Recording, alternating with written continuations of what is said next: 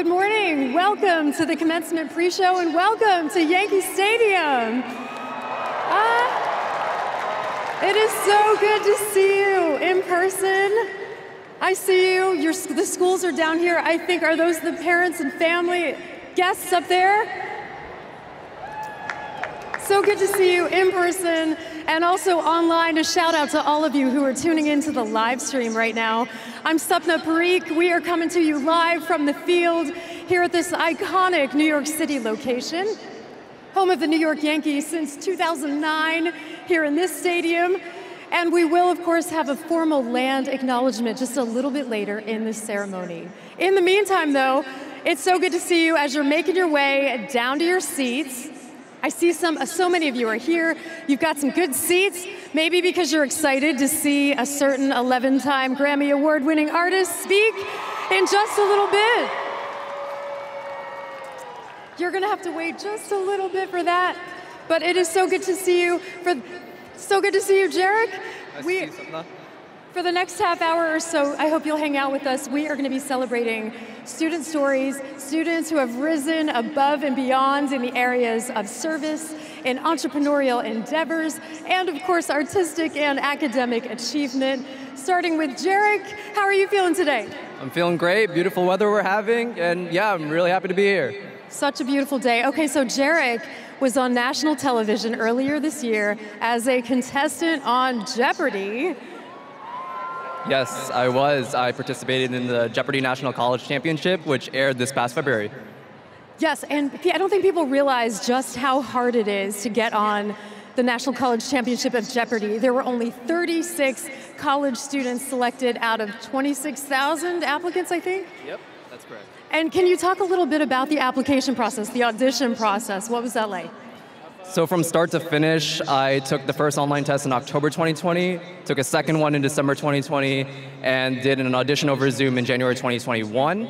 Didn't hear anything for about 8 months, and then last September, a contestant producer contacted me and said, hey, we'd like to have you on the show. And November, during Thanksgiving, the weekend before Thanksgiving break, we taped the show. And like I said, the tournament aired this past February. Yeah, a long process. Indeed. A long process, and the questions aren't even multiple choice. You have to actually fill them in, which is just crazy to me. And also, can you talk about the buzzer really quick? I think, also, I didn't realize how challenging and how crucial that buzzer is. You can't just keep pressing it, it matters. Yeah, so when you're up there on stage playing Jeopardy, you can't just spam the buzzer. You have to wait for the host to finish reading the clue. And you don't see this at home, but there are these white lights that illuminate the clue board that signal for the contestants to buzz in. If you buzz in a little bit too early, you're locked out for about a quarter of a second, which doesn't sound like a big deal, but it can make a big difference in the grand scheme of things. I mean, if your reflexes aren't up to par, you'll definitely be facing an uphill battle for sure if you're up on that podium. It matters. We have a quick clip to show you. You can see for yourself just how awesome Jarek was. And also there was one question in particular. You had everyone holding their breath. Jarek. What are Tokyo and Kyoto?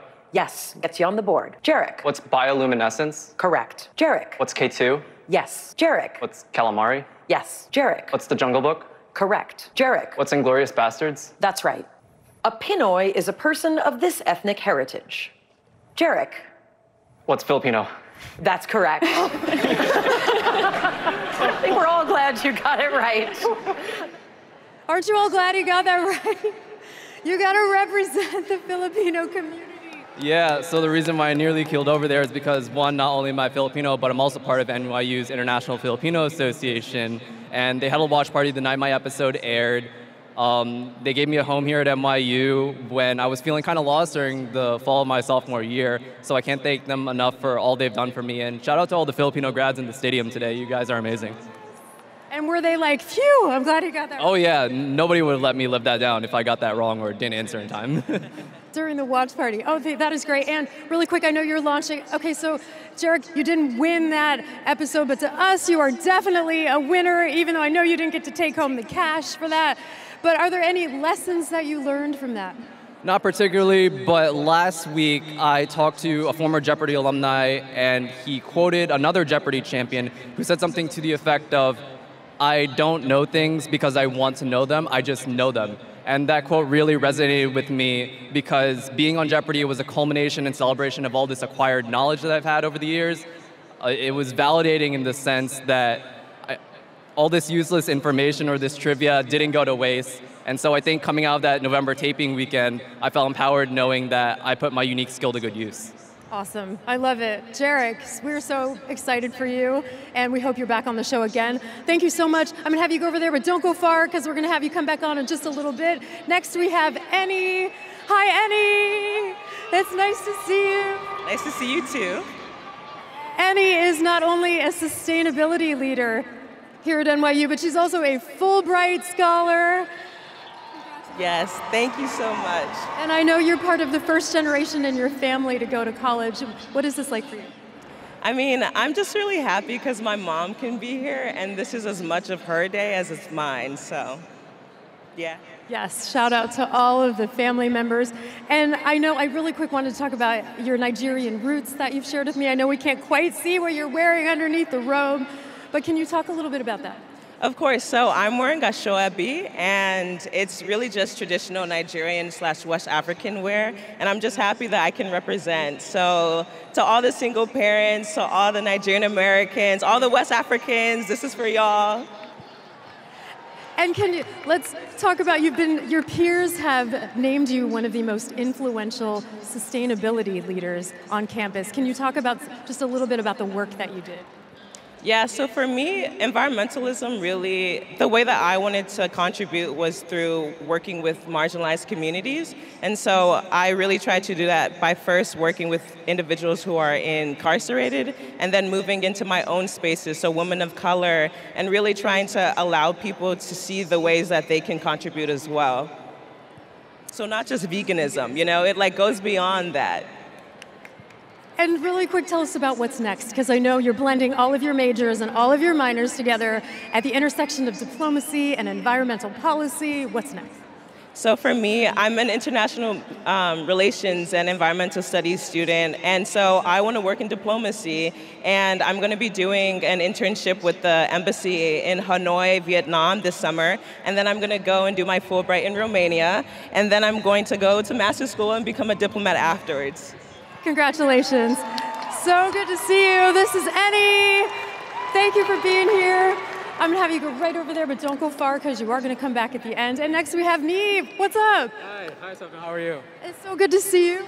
So good to see you as well. It's nice to see everybody in person. Yes. Beautiful day in person. I know there is this echo out here, but it's so good to see you. So Neve co-founded with some other students the company Co-Study, which launched in 2020, and since that time it's been used by more than 8,000 students in 8 universities.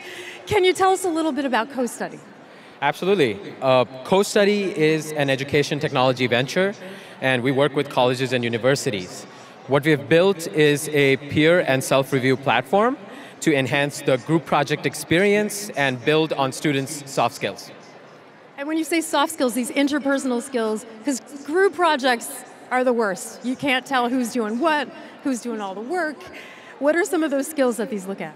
Absolutely. So we focus on outside of content learning and skills like communication, engagement, team dynamics, conflict resolution, giving each other feedback, setting expectations, and among others. So what we learned is that these are all very crucial for out-of-college careers, and the word communication is the most common word in job postings across industries. So we created a formal setting for students to be able to talk about and learn these skills. I know it's the life skills. Absolutely. That's most important in life. Plus everything else that you learned the last several years at NYU, all of that matters. Really quick, you transferred to NYU in January of 2020, right before the world went down the toilet. Absolutely. But you had a great senior year, and I know you spent a lot of time in the E-Lab. Absolutely. I owe a lot to all the coaches and the mentors I have at the E-Lab. I have participated in pretty much all of their programs, the Startup Bootcamp, the Startup Sprint, the Ignite Fellowships, the First Generation Founders Fellowship. I have also spent a night there last semester. So I have really benefited from all the resources available to us at the Entrepreneurship Lab. I'm sure they'll be thrilled to know you slept there too. I'm sure you're not the first or the last who will sleep at the E-Lab. Thank you so much. We are going to take a quick break, but keep your eyes right up here on the Jumbotron. Look around for a camera person, because you might just see yourself up there on the screen.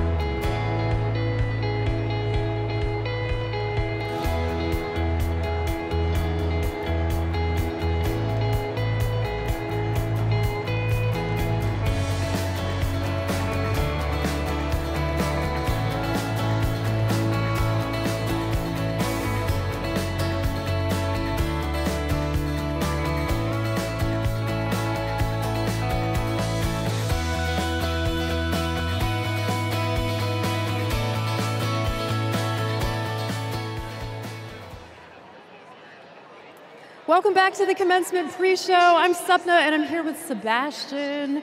Sebastian, how's it going? Oh, I feel amazing right now. I'm super excited. Super excited to have you.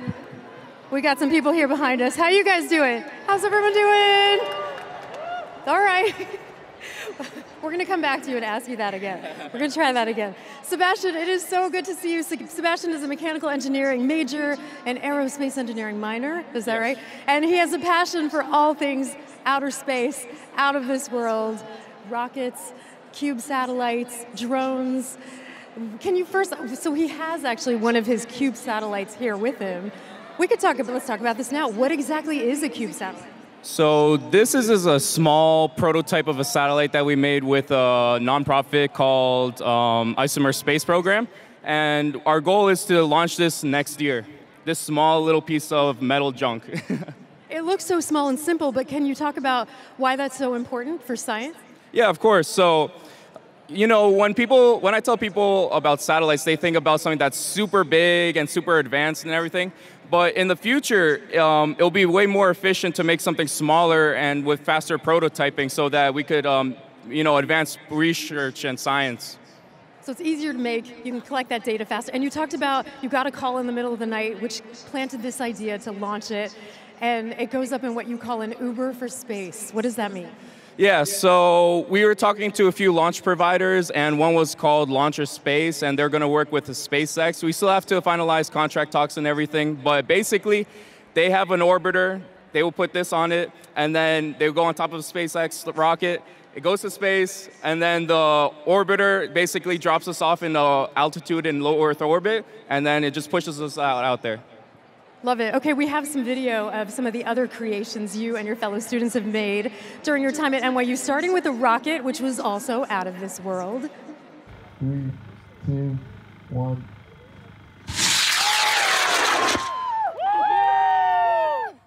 So that was one of the rockets that I think you said won some of the NASA competitions? Yeah, so last year we participated in the NASA USLI, the University Student Launch Initiative, and we did really well. We won 3 awards.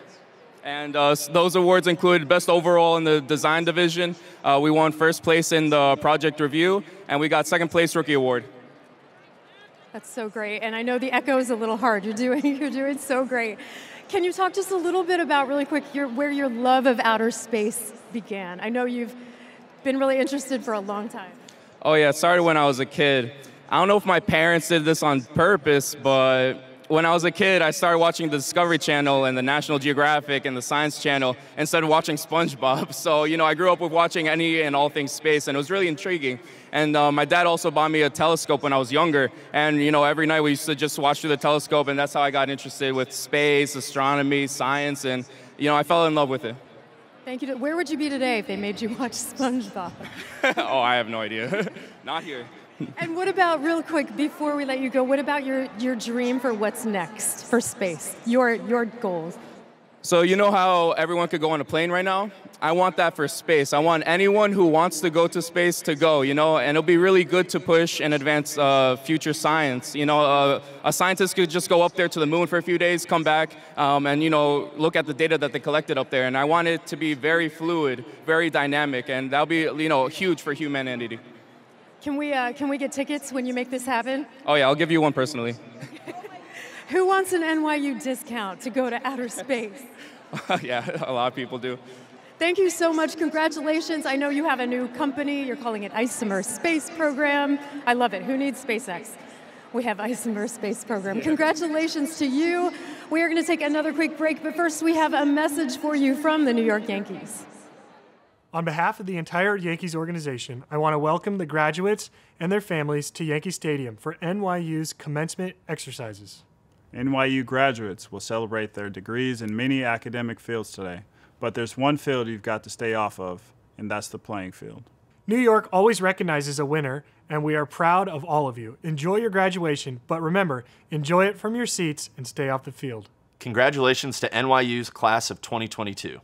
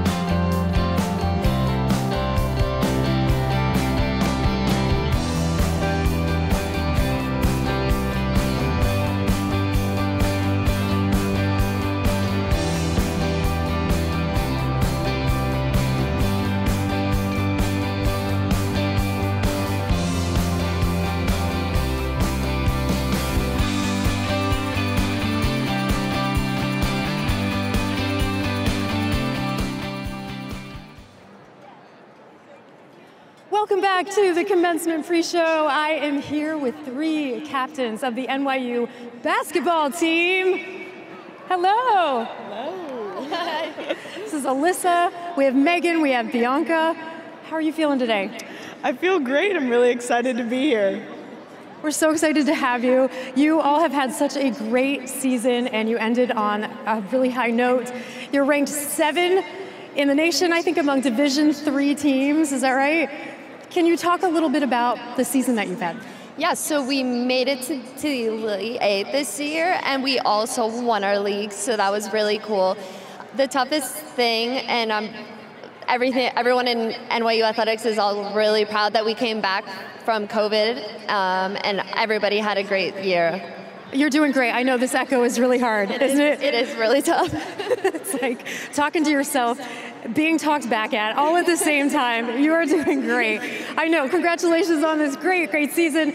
All of NYU athletics have exemplified such resilience. You all lost an entire season during lockdown. You then had to come back. You were training at home. I'm going to come to you, Megan. Can you talk just a little bit about what you all had to do during this time? Yeah, during our junior year, we weren't able to have a season, and that was really hard, and we just had to make connections off the court and really bring the team together. But the hardest part was working on our own, and we couldn't have practice, so. You had to sort of train on your own. I know you're doing great too. The key to the echo is just ignore it, plow right through the echo. Then I know you all came back. You came back stronger than ever. Can you tell us just a little bit about, as leaders, what you did to bring your team back together? Yeah, I think it really started off the court just because that was all we were able to do, and then it really translated to the court and we got closer as a group for sure. And wait, I think you had a special guest who came to one of your games, is that right? Yeah, Sue Bird, who actually is from New York, came to one of our games and surprised us and gave us a little post-game talk, so that was amazing and really cool to meet someone so famous, and we're going to meet someone famous today too, so we're all really excited. Yes. And wait, really quick, you guys are making fun of me because I didn't know who Sue Bird was, so maybe just for anybody else who doesn't. Yeah, I mean, she's like probably one of the more famous like WNBA players, and she went to UConn, which is not too far away, so she's just a really good point guard, and it was awesome to meet her. And I know all of you started playing at such a young age. You started playing basketball either at 4 years old or one of you in the 4th grade. And 4th grade, okay, and when you were 4 years old, and all of you were kind of moving on. Oh wait, we've got to see your jerseys. You've been holding your jerseys this entire time. Oh, shout out to the entire NYU basketball team. What is next? What is next for you? I'm in grad school currently, so I'm getting my master's of public health, and it's exciting. Woo, public health. But, and that's been good so far, yeah. So excited about what's next. Yeah. Great. Yes, I love it. I have a master's in public health too. And what about you? I'm going to Columbia to get a master's of public health next fall. And I'm working for the PR firm Reuter Finn. Great. I'm so excited. I hope that you all continue playing basketball in some way. And wait, who's a Taylor Swift fan? Oh yeah. What's your favorite song? Definitely Welcome to New York. That's a great one, and we might have a little surprise song for you. Not that one, but a different one in just a little bit. So I'm going to have you go over there, but don't go far because you are going to come back.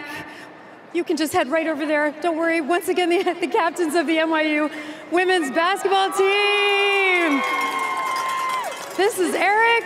Hello. Hello, how are you? I'm doing well, thank you. Wait, we have to say hello to all these people behind us. Hello. How are you feeling? Oh, this is SPS, I think. Shout out to SPS. This is the festive section. All right. I love it. Thank you. Thank you for hanging out here behind us. Eric, you are both a photographer. You are an artist. He's featured as one of Forbes 30 Under 30 for art and style. Your work has been featured in Rolling Stone magazine, on HBO, and New York magazine. How excited were you to get, what was it like to get that Forbes 30 Under 30? The Forbes 30 Under 30 was crazy. Anyone who's been in my dorm room knows I put up these big vision boards, and that's always been in my dorm, so that was a dream come true, yeah. And we have some of your work. I know you've said that your photography explores Black power, Black beauty, but also shifting identities. Can you tell us a little bit about what your work has focused on? Yeah, I feel like with photography, it's my mission to reframe, rethink some of the negative notions that I've learned growing up about being a man, being a Black man in America. Queerness, masculinity, unity, those are themes that like turn up in my work, yeah. And we're looking at some of your work right now. I know the nails have been a motif throughout your work, and also I know you've done some celebrity work. Coming up, we're going to see Spike Lee. What was the Spike Lee shoot about? Was that Dior? Spike was an amazing experience. That was for his HBO Epicenters documentary, and it actually happened through the Tisch program, so I was really excited about that, yeah. And let's talk about the nails really quick. Tell us what that means to you. I know you've got them too. You've got some great.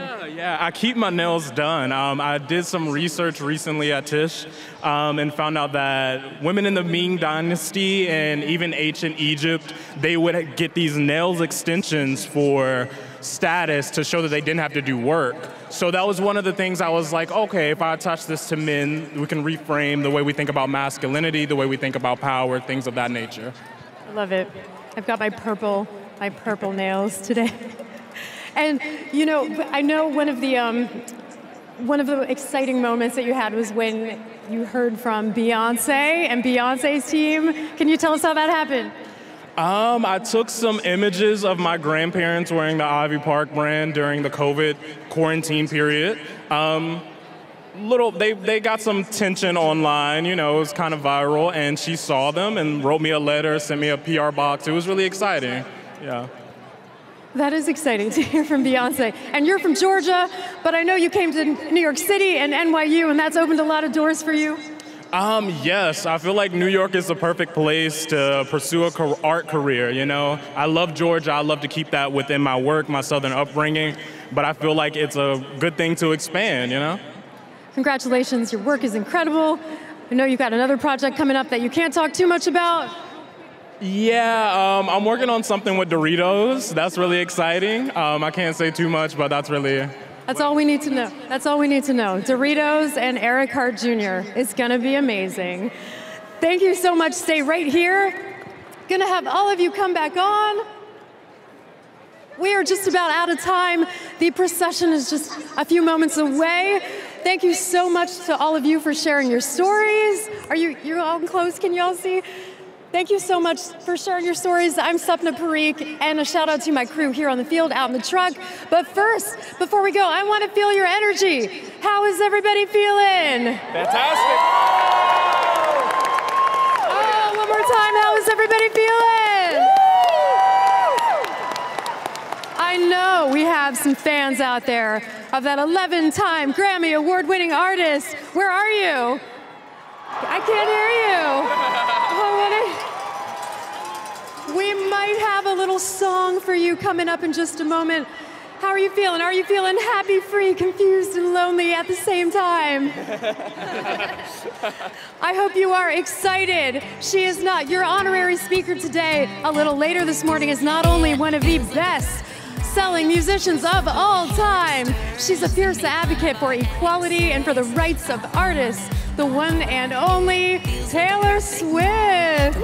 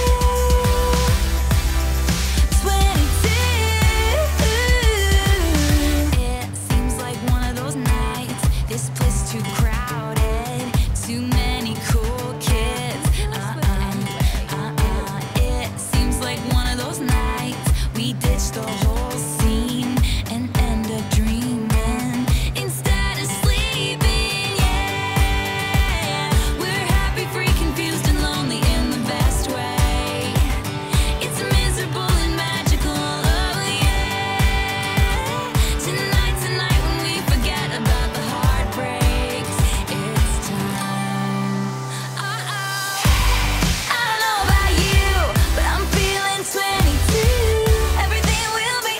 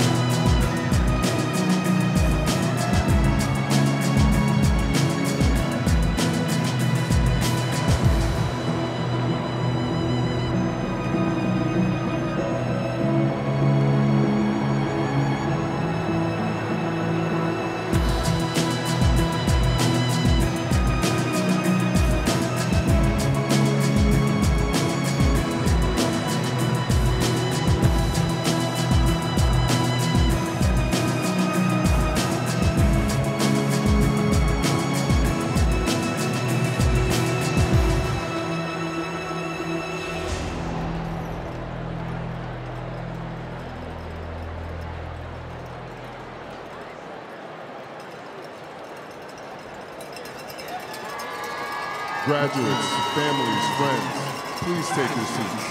In a few moments, the New York University faculty will enter the stadium. Please remember that access to the field is strictly prohibited at all times. Thank you.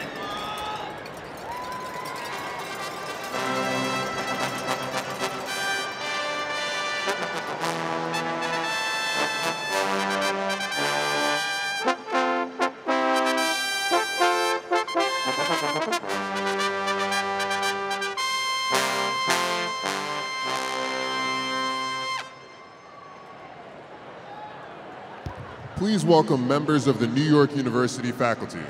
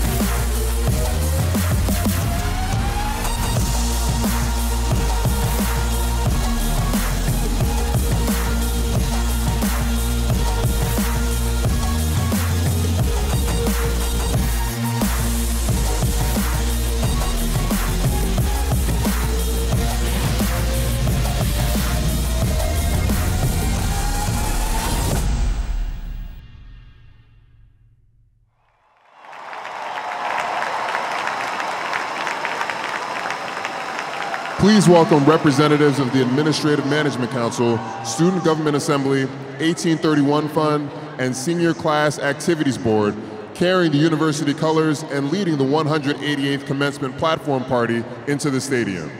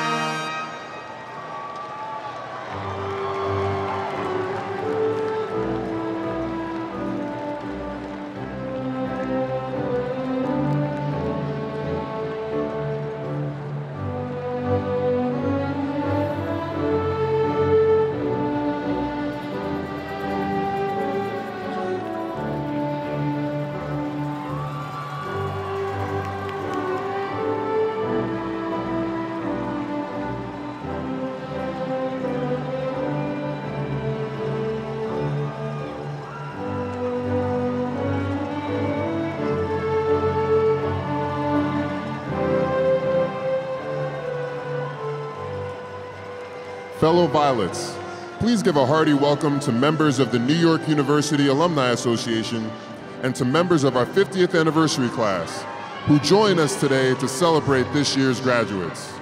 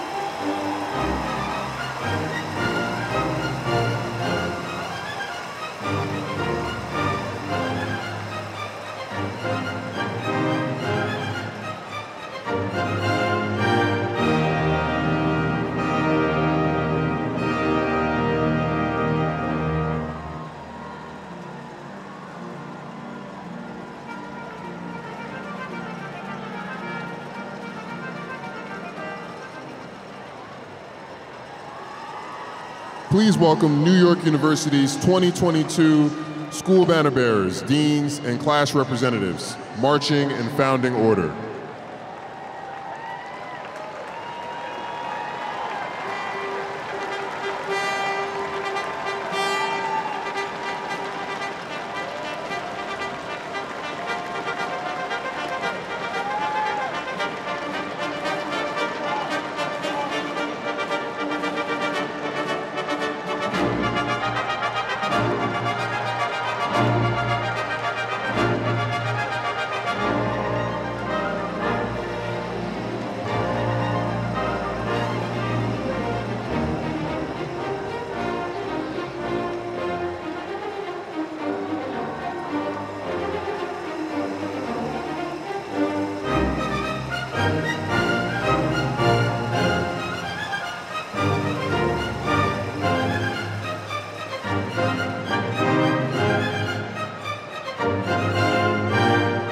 College of Arts and Science.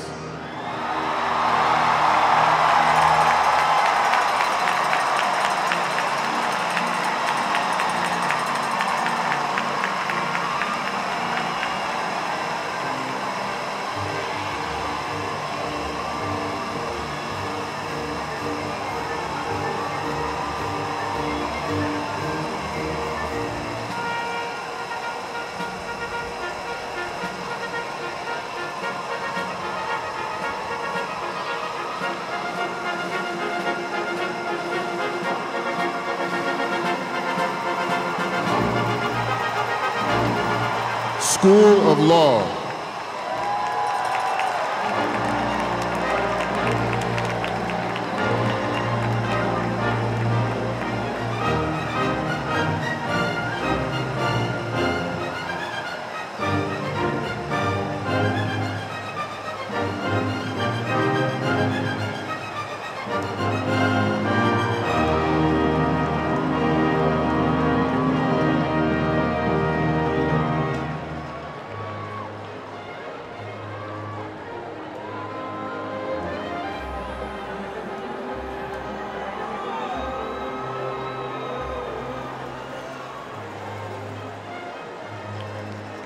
Grossman School of Medicine.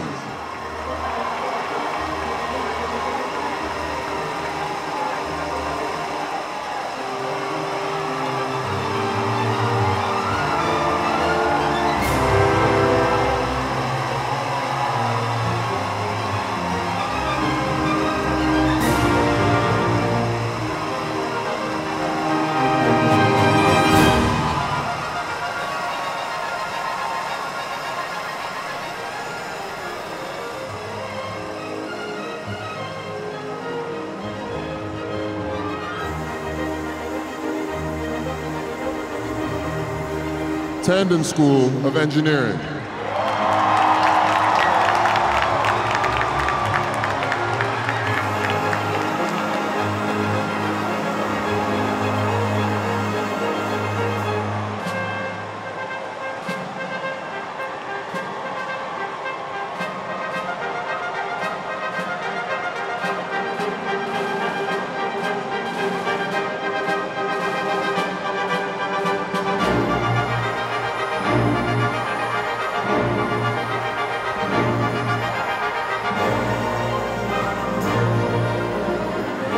College of Dentistry.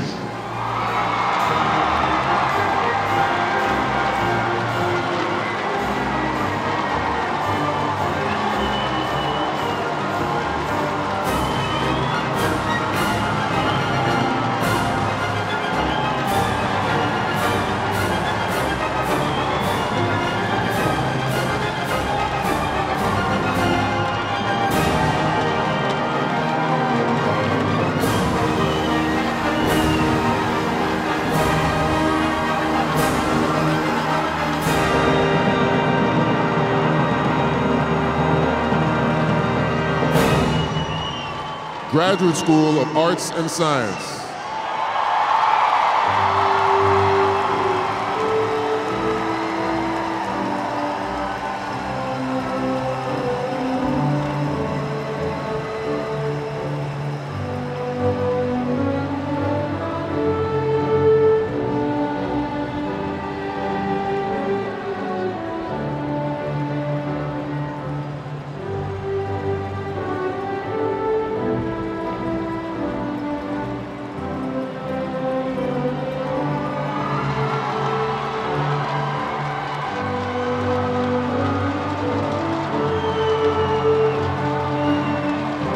Steinhardt School of Culture, Education, and Human Development.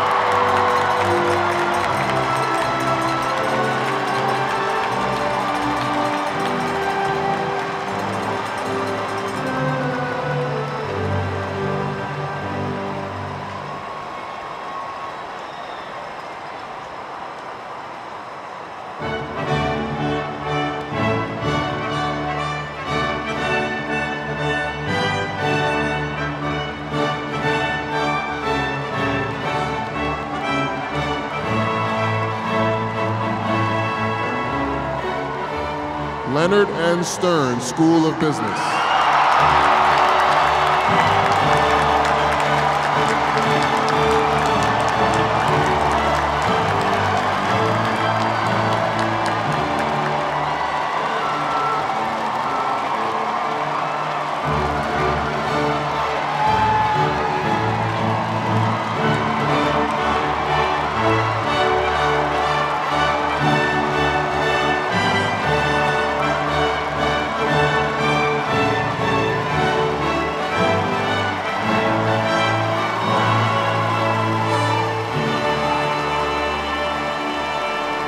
Rory Myers College of Nursing.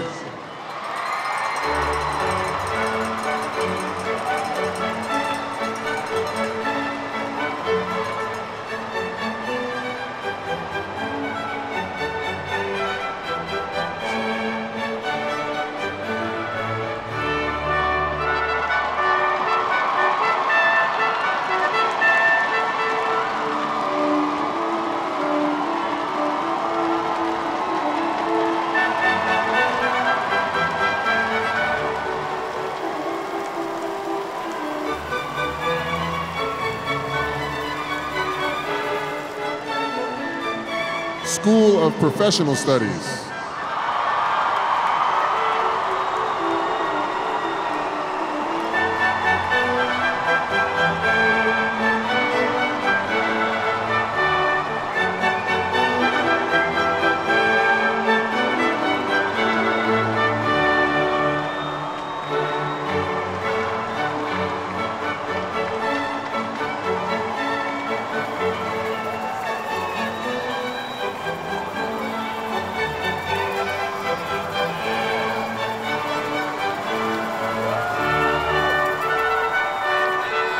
Robert F. Wagner Graduate School of Public Service.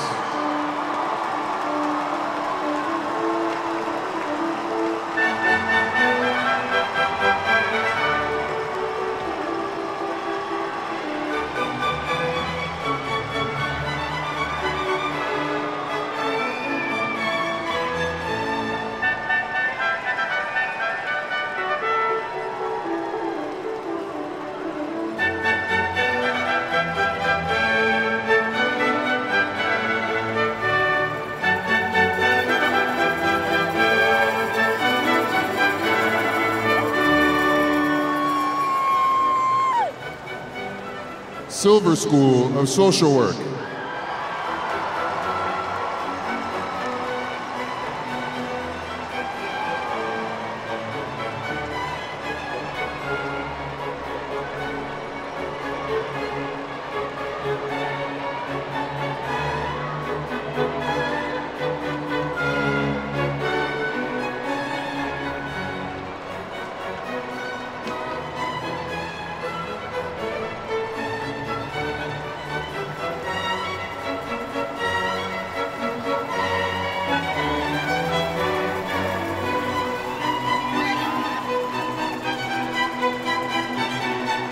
Tisch School of the Arts.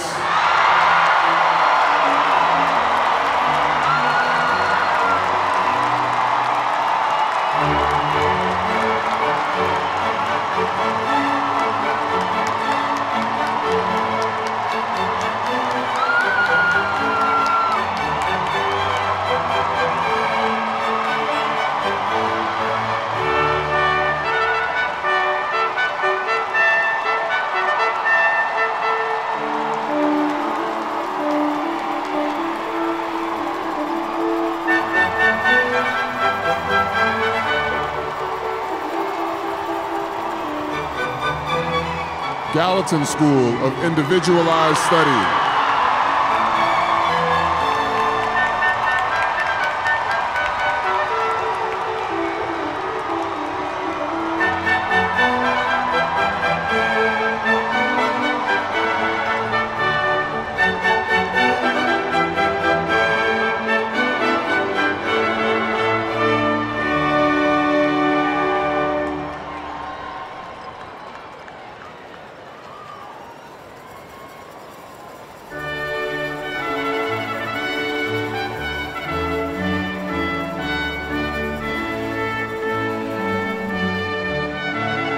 Liberal Studies.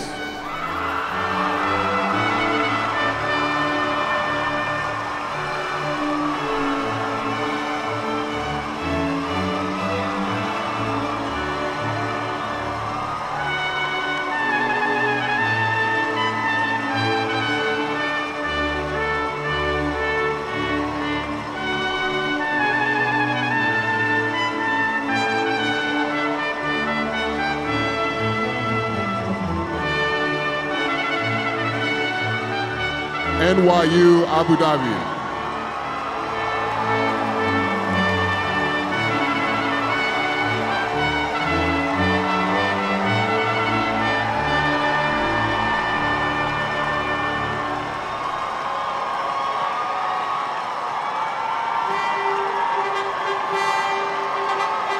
NYU Shanghai.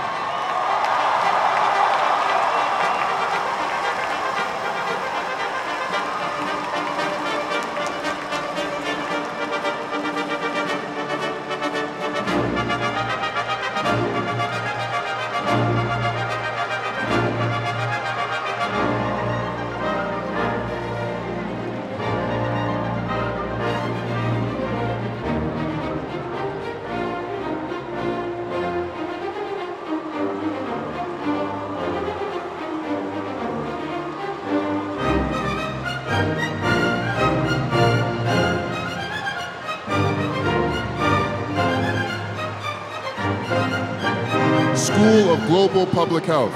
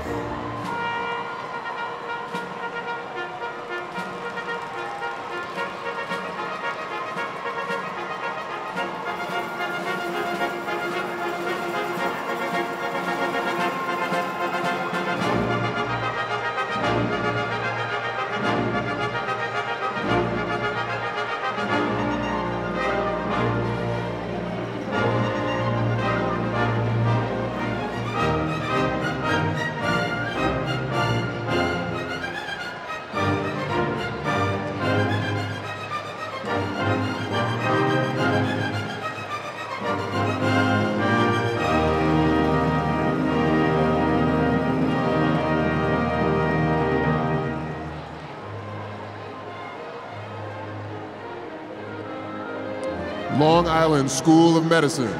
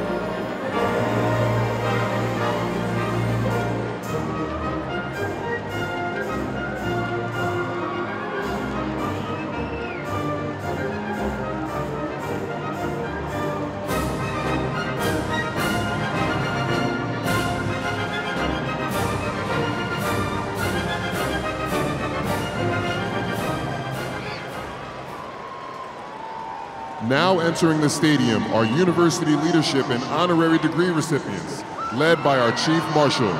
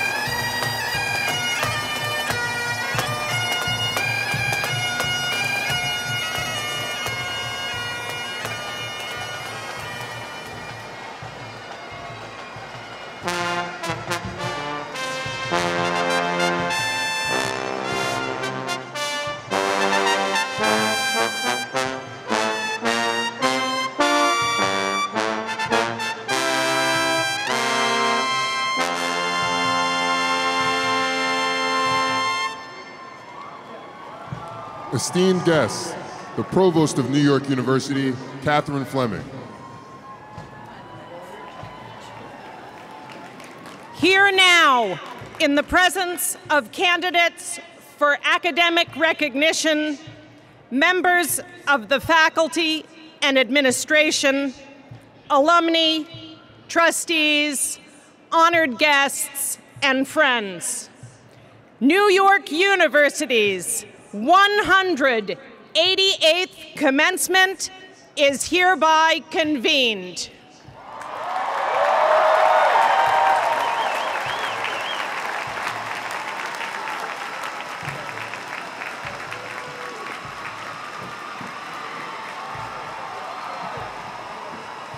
Please welcome Lisa Coleman, Senior Vice President for Global Inclusion and Strategic Innovation and Chief Diversity Officer.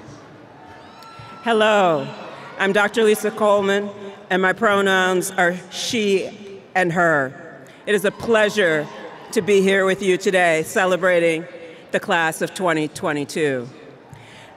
Let us take a moment to acknowledge the indigenous peoples whose lands we occupy as we gather here in New York City across our various sites and virtually. NYU acknowledges that the university as a global institution is located on unceded lands and was founded on the erasures of indigenous peoples globally, as well as the discounted labor of many. As a community, we continue to address the legacies of settler colonialism and work to both recognize and dismantle any lingering systems of exclusions or oppression. I ask you to join me in acknowledging elders and those who have come before us, ancestors, as well as the current and future generations who continue to pave the way for us to be here today, those who are known to us and unknown to us. Without these crucial global contributions, we would not be here to build on nor continue this work. We are appreciative and respectful of these foundations. Please join me in a 5-second moment of silence in honor and recognition. Thank you.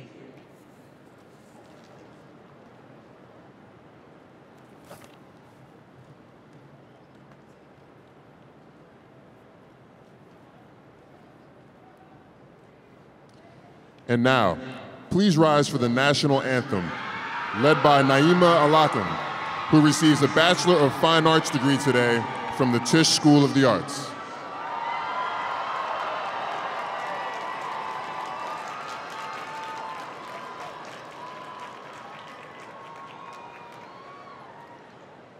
Oh, say, can you see by the dawn's early light what so proudly we hailed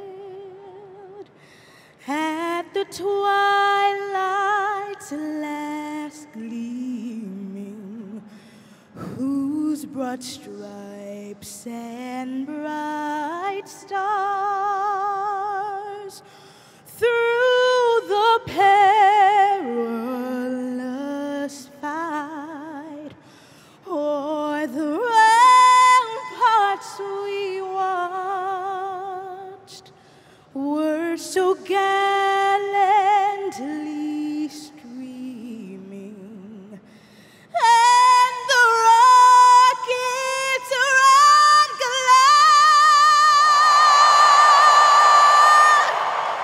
the bombs bursting in naked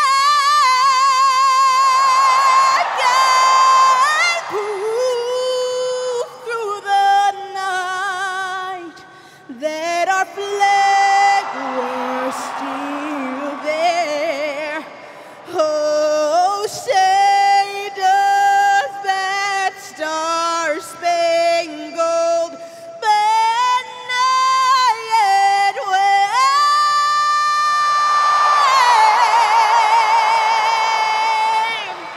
o'er the land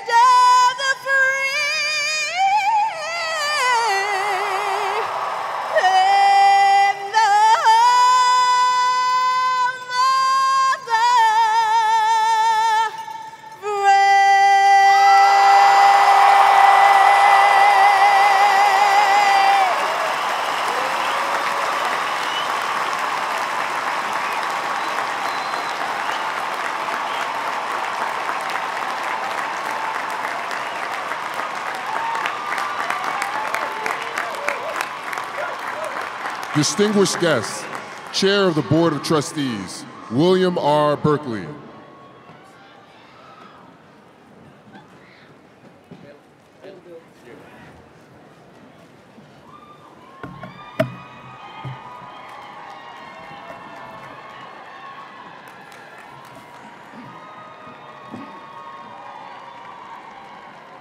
Hello, class of 2022. I'm Bill Berkeley, Chairman of NYU's Board of Trustees and a proud 1966 graduate of the Stern School of Business.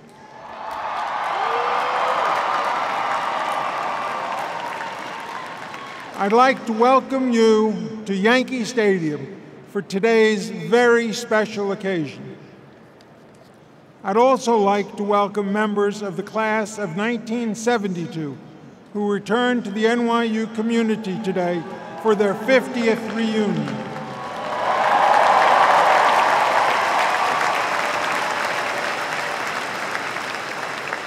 Times were a little different when I was an NYU student. The university had 5 fewer schools, just 1 study away site, and no central library, no boast. Even though many things have changed, you and I share something important in common: our connection to NYU, cemented at this very moment of graduation. You are about to join an illustrious group, NYU alumni numbering 600,000 worldwide. NYU's network of graduates can be a wonderful source of support and connection throughout your life. So think of this not just as the culmination of your time at NYU, but also as the beginning of a lifelong relationship with your alma mater. Class of 2022, today marks a significant, hard-earned milestone in your lives.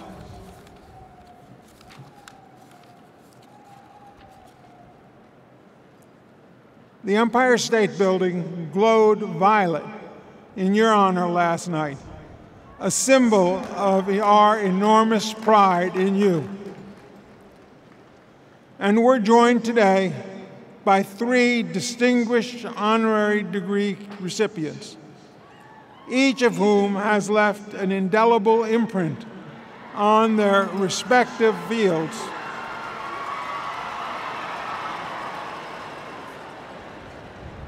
What they share in common is that they broke through barriers and charted whole new territories in science, in academic leadership, and in music.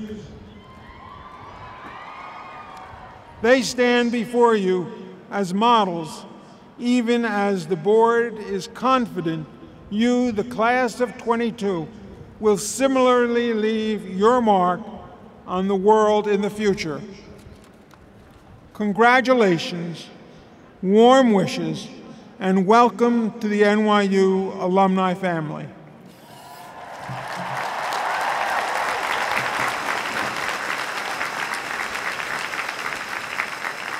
We now present a video tribute to the class of 2022, featuring graduating students from each of our schools.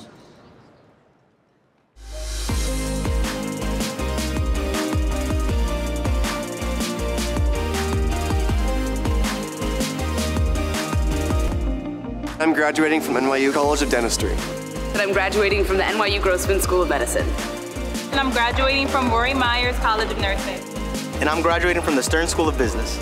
And I'm graduating from the Graduate School of Arts and Science. And I'm graduating from Tandon School of Engineering. And I'm graduating from Wagner School of Public Service. And I'm graduating from the NYU Long Island School of Medicine. And I'm graduating from Steinhardt. And I am graduating from the Gallatin School of Individualized Study. And I'm graduating from NYU School of Law. And I'm graduating from the School of Liberal Studies. And I am graduating from the NYU School of Global Public Health. And I'm graduating from the Tisch School of the Arts. And I'm graduating from School of Professional Studies. And I'm graduating from the Silver School of Social Work. And I'm graduating from the College of Arts and Science. I'm graduating from NYU Shanghai. And I'm graduating from NYU Abu Dhabi. It feels great to be graduating. It feels like a long time coming, because it has been. I would say that I feel empowered because I'm going to be part of the NYU Violet community. We've been through so much together, a global pandemic, 4 years of college. There's nothing the world can throw at us now that we can't handle. So, let's get it. We're NYU graduates. My first day at NYU was wild. I felt super lost. I had heard really scary things about law school. I had just moved to New York City. I didn't know how to get around New York. I was overwhelmed by the number of people, the cars, the noises. You don't want to put the siren in the video? It's so New York. Today, leaving NYU, I feel nervous.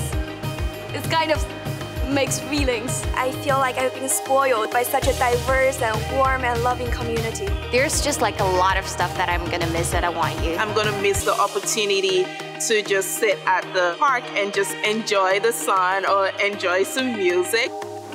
I'm gonna miss the food the most.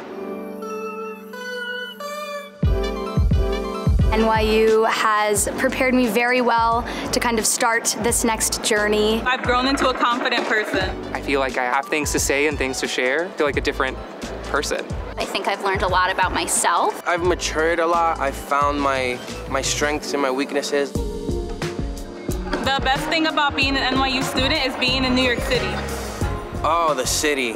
The city, the friends. You can meet anyone that you want to while you're here in New York. Being in New York City teaches you that everyone can be of some sort of help. I really was able to build my own small community here within NYU. I'm surrounded by classmates that are changing the community for the better. They're changing their field for the better. One of the best things about being an NYU student was all of the resources that we got. We got to go to shows and we got to participate in stuff in the city. What can you not do in New York? Every door is open for us here. You just have to figure out which door to walk through. I interned at a hospital. I never thought that would have been a thing that I would have done. I was part of a club called STEMinist. I was also the executive director of Hack NYU. I was able to spend an entire academic year at NYU Paris, where I was fully immersed in the French language and culture. And then during the pandemic, I was going local at NYU Shanghai. I was in Abu Dhabi for 2 weeks. We got to experience some of the most incredible parts of that city, like the Louvre. This experience really shaped my understanding of this part of the world. I studied abroad at NYU London. To be in another city completely unknown to me and actually have that NYU kind of endorsement behind me, I never felt like I was alone. I always had my NYU buddies all around. My first time going to Accra, Ghana, we met with a group of community gatekeepers and healthcare providers, and then came up with a research project to better educate people about stroke prevention. The academics here at NYU are tough. Doesn't matter what school you're in, but we made it here today. All the late nights at the library. Constant studying, constant tests. But what I would say is we get the adequate support to carry us through. All of the faculty members, they are really high professionals within the industry, and they always wanted to help you and support you in any ways that they can. Let's talk about the elephant in the room. COVID. Well, I went to med school during COVID-19, and that was a different time to be in healthcare. I think it taught us how to be strong mentally, emotionally, and physically. I think it is a testament that we can make it here in Yankee Stadium today, just to be with our loved ones, to celebrate this gigantic milestone in our lives. We made it, and I hope you have a wonderful rest of your life. No, I don't want to say that. I want to thank my talented classmates who never cease to inspire me. Go far away and continue to spread our network, but also don't be a stranger and come back. And let's stay connected. Always keep it in mind that you can achieve anything because you are the person that you are. As we look back on one of the most rewarding days of our lives, I just want to wish you all the best of luck in your future endeavors. And it's great to think that some of our best days are still ahead of us. Congratulations. Congratulations, class of 2022. Congratulations, class of 2022. Congratulations. Mabruk. Congratulations, class of 2022. We did it. Félicitations. 恭喜大家毕业. From all of us graduating from NYU New York, Congratulations to those at NYU Abu Dhabi and NYU Shanghai. आप सबको बहुत बहुत मुबारक हो. We did it! Congratulations to all the graduates. We did it!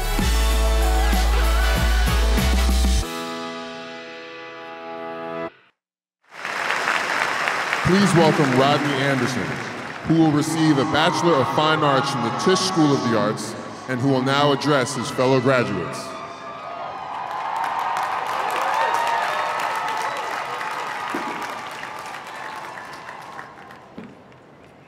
Good evening. I first want to begin by asking the class of 2022 to just take in this moment right now. Look around you and see all of your friends and family in person, here to support you on this special day. And can we make some noise for making it this far?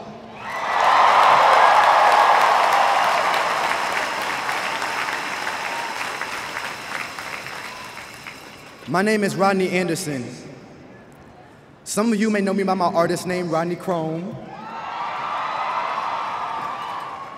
But today, I want you to see and hear something so much more than my name. I want you to look at me and witness that anything is possible. That you can be black, that you can be gay, that you can be from the middle of nowhere chasing a dream that so many people told you that you would not achieve. But yet, here I am. Little old me, graduating with the class of 2022 from New York University.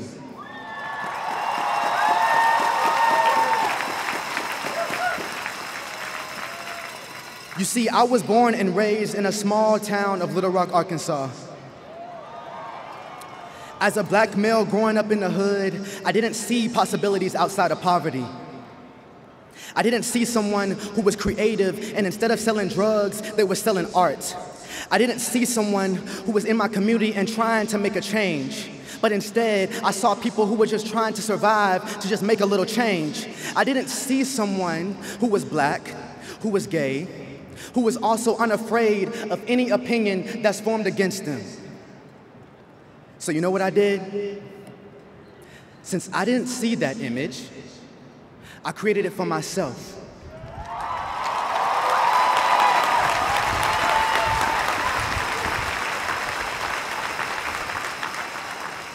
After becoming something that I did not see within my community, I realized that I cannot do this all alone. Growing up, my mother always told me that it takes a village to raise a child. And as a kid, I didn't pay any mind to what she was saying. But when I came to NYU, I finally understood how much that statement actually meant. Days when I was overwhelmed with assignments, ran out of meal swipes, so I'm asking my friends, can I borrow some of theirs? Then to also experience a global pandemic in the middle of our 4 years. I had no other choice but to lean on my village. I know some of you are sitting in this audience thinking, I don't know what my next move is or what my next job I'm about to receive or what city or country I'm gonna live in. But I'm here to tell you that it is okay to not know what the next step life has set out for you.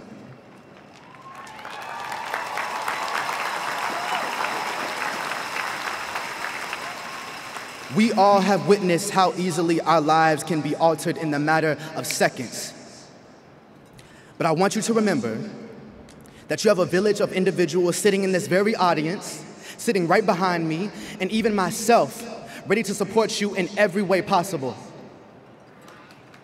Graduating can feel like the most successful, but also terrifying experience of your life. But you have to remember that you have found a village within NYU that will not let you fail. And before I leave, I want you to take one final look around you. Witness the many different journeys that you have all experienced within these last 4 years. That you and I, my village, the class of 2022,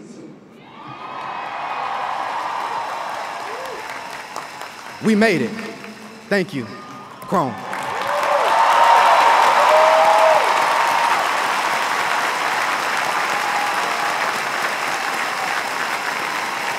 Those who are about to receive honorary degrees will now be presented. Senior Vice President Lynn Brown will call upon distinguished members of the university faculty to present the honorary degree candidates. Assisting with the investitures will be Provost Catherine Fleming. Mr. President, I would like to introduce Lynn Kiorpios, Dean of the Graduate School of Arts and Science, Collegiate Professor, Professor of Neuroscience and Psychology in the Center for Neuroscience, and Professor of Ophthalmology, Grossman School of Medicine, who will present the candidate for the Doctor of Science. Will Trustee Mark Bell escort the candidate to the lectern?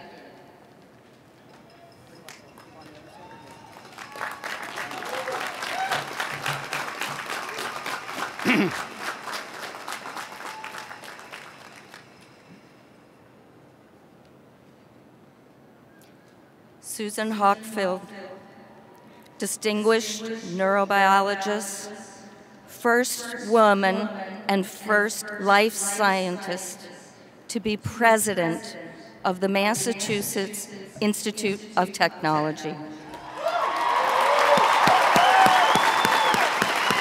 You have focused your research, articles, books, and patents on identifying changes in the molecular structure of the brain and their implications for devastating disease. You've pioneered the use of monoclonal antibody technology in brain research, identifying proteins through which neural activity early in life affects brain development. A strong, innovative, esteemed leader at Yale and MIT, you have shaped more inclusive educational environments for students, faculty, and citizens while deepening global academic engagement. By influencing national policy on energy technology and next-generation manufacturing, you have modeled the responsibilities of academic and public life, championing advances in the convergence of life sciences with engineering and physical sciences.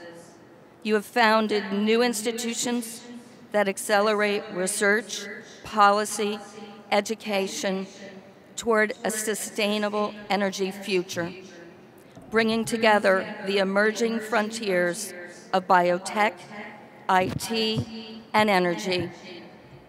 In your leadership at MIT, you invested in talent, broadening the pipeline for women and underrepresented scholars to foster a scintillating culture, both rigorous and more generous.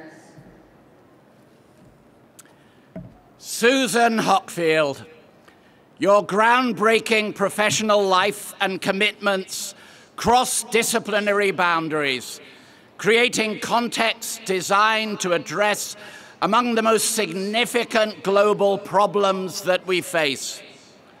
By virtue of the authority vested in me, I am pleased to confer upon you the degree of Doctor of Science honoris causa.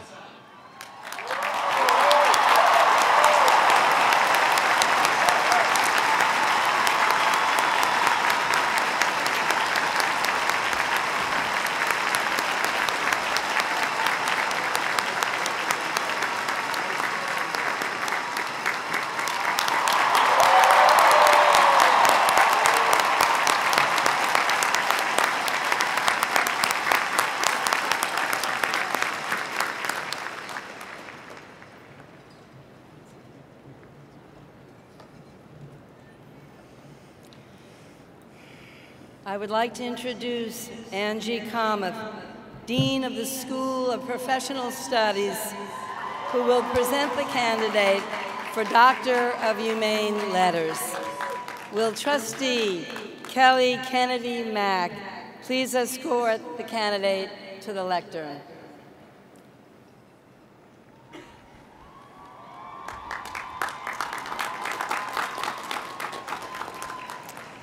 Felix Matos Rodriguez, historian, professor, author, and former government official for the Commonwealth of Puerto Rico. You are the 8th Chancellor of the City University of New York, CUNY, the largest urban public university system in the United States. You have broken ground at CUNY as its first educator of color and the first Latino in your distinguished role.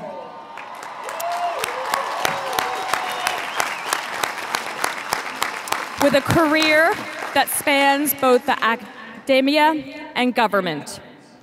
A dedicated champion of accessibility and excellence in higher education, you are among the select few American educators to serve as president of both community and four-year colleges. During your tenure at CUNY's Eugenio Maria de Hostos Community College in the Bronx, you dramatically improved the college's retention and graduation rate for students who had not been well served by institutions of higher education. Your legacy as president of Queens College includes extraordinary success in advancing diversity. As Puerto Rico's Cabinet Secretary of the Department of Family Services, you helped protect children, families, and the elderly. Your extensive scholarship has contributed to several fields: women's studies, Puerto Rican, Caribbean, and Latino studies, and migration studies. Since 2015, you have also served on the steering committee of the Research Alliance for New York City Schools, housed at NYU Steinhardt.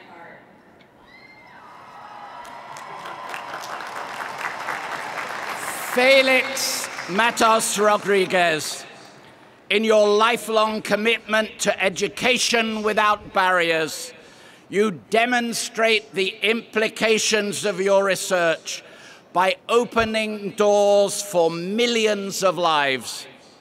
By virtue of the authority vested in me, I am pleased to confer upon you the degree of Doctor of Humane Letters, honoris causa.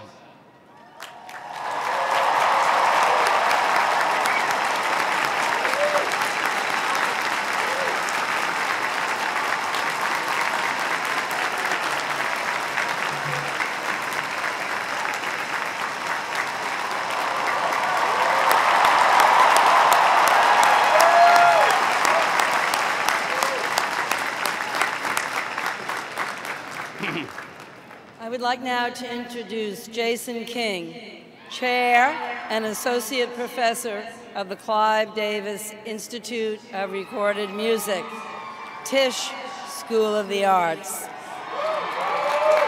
who will present the candidate for Doctor of Fine Arts.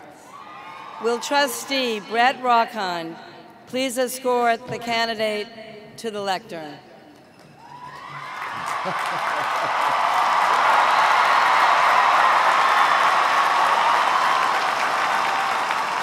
Taylor Swift, blazing singer-songwriter, producer, director, actress, pioneering and influential advocate for artists' rights, and philanthropist, you have brought joy and resolve to your hundreds of millions of fans throughout the world.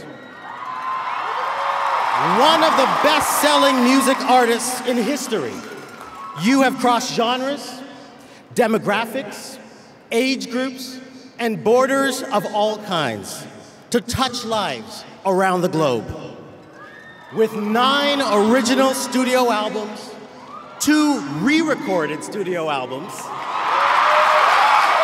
5 extended plays, 3 live albums, and 14 compilations. You have sold well over 100 million album units, earning awards and honors in every category. You have used the remarkable platform you earned to galvanize support for the Equality Act, to prevent discrimination on the basis of sexual orientation and gender identity.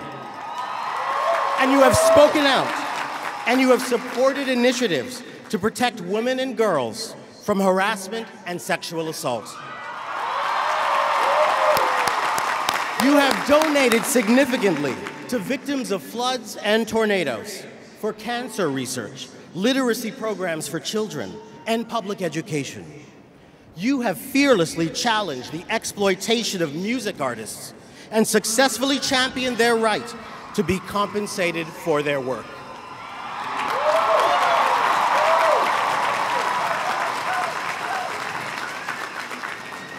Taylor Swift.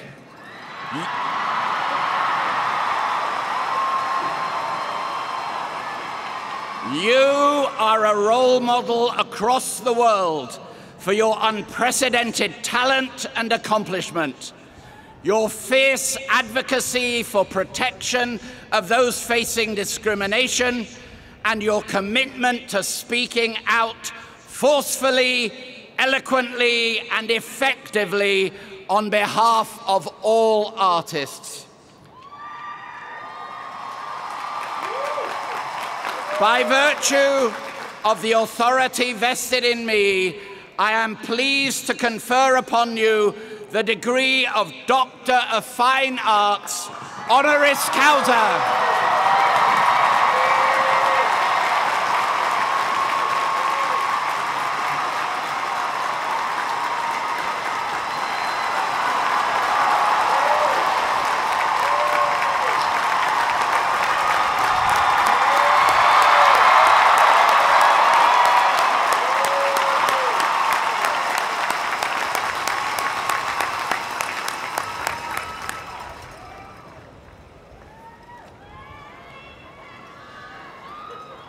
I am now pleased to introduce Taylor Swift, who will respond on behalf of the honorary degree recipients.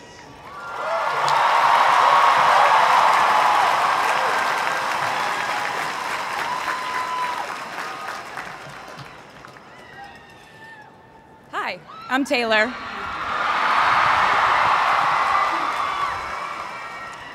Last time I was in a stadium this size, I was dancing in heels and wearing a glittery leotard.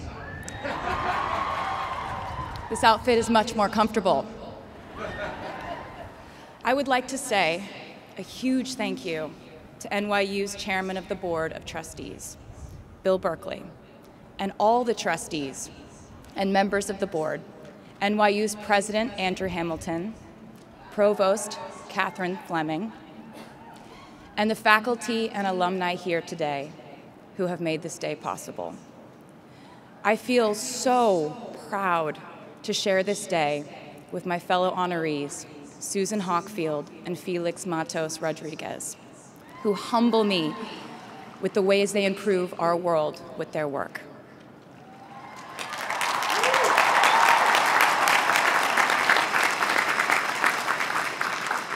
As for me, I'm 90% sure the main reason I'm here is because I have a song called 22.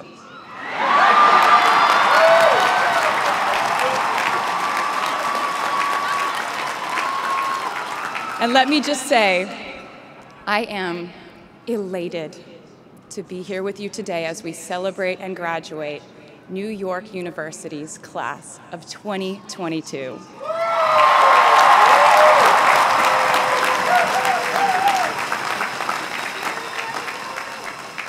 Not a single one of us here today has done it alone. We are each a patchwork quilt of those who have loved us, those who have believed in our futures, those who showed us empathy and kindness, or told us the truth, even when it wasn't easy to hear. those who told us we could do it when there was absolutely no proof of that. Someone read stories to you and taught you to dream and offered up some moral code of right and wrong for you to try and live by. Someone tried their best to explain every concept in this insanely complex world to the child that was you as you asked a bazillion questions like, how does the moon work? And why can we eat salad but not grass? And maybe they didn't do it perfectly. No one ever can. Maybe they aren't with us anymore. In that case, I hope you'll remember them today. If they are in this stadium, I hope you'll find your own way to express your gratitude for all the steps and missteps that have led us to this common destination.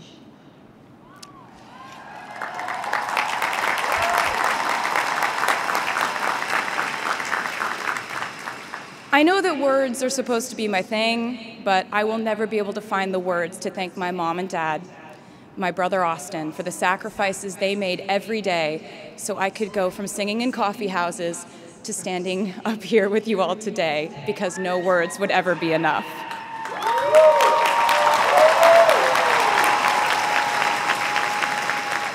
To all the incredible parents, family members, mentors, teachers, allies, friends, and loved ones here today who have supported these students in their pursuit of educational enrichment, let me say to you now, welcome to New York.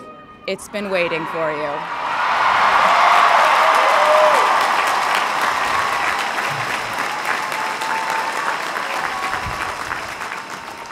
I'd like to thank NYU for making me, technically, on paper at least, a doctor.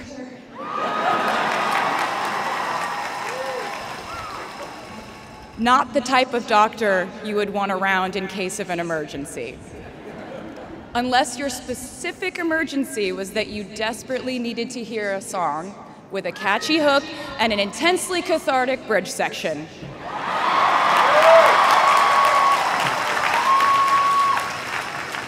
Or if your emergency was that you needed a person who can name over 50 breeds of cats in 1 minute. I never got to have a normal college experience, per se.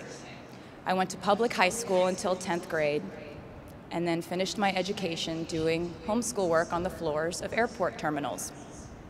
Then I went out on the road for radio tour, which sounds incredibly glamorous, but in reality, it consisted of a rental car, motels, and my mom and I pretending to have loud mother-daughter fights with each other during boarding so no one would want the empty seat between us on Southwest. As a kid, I always thought I would go away to college, imagining the posters I would hang on the wall of my freshman dorm. I even set the ending of my music video from my song Love Story at my fantasy imaginary college, where I meet a male model reading a book on the grass, and with one single glance, we realized we had been in love in our past lives. Which is exactly what you guys all experienced at some point in the last 4 years, right?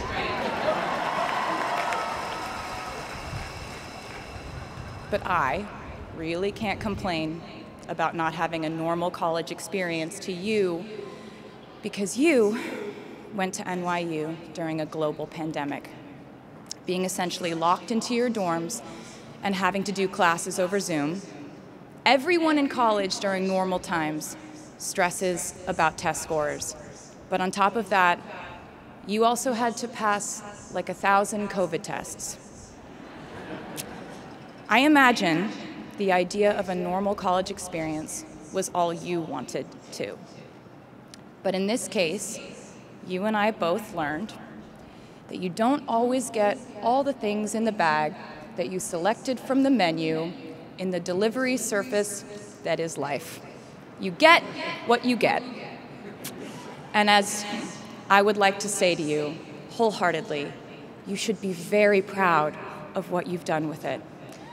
Today, you leave New York University and then go out into the world searching what's next. And so will I.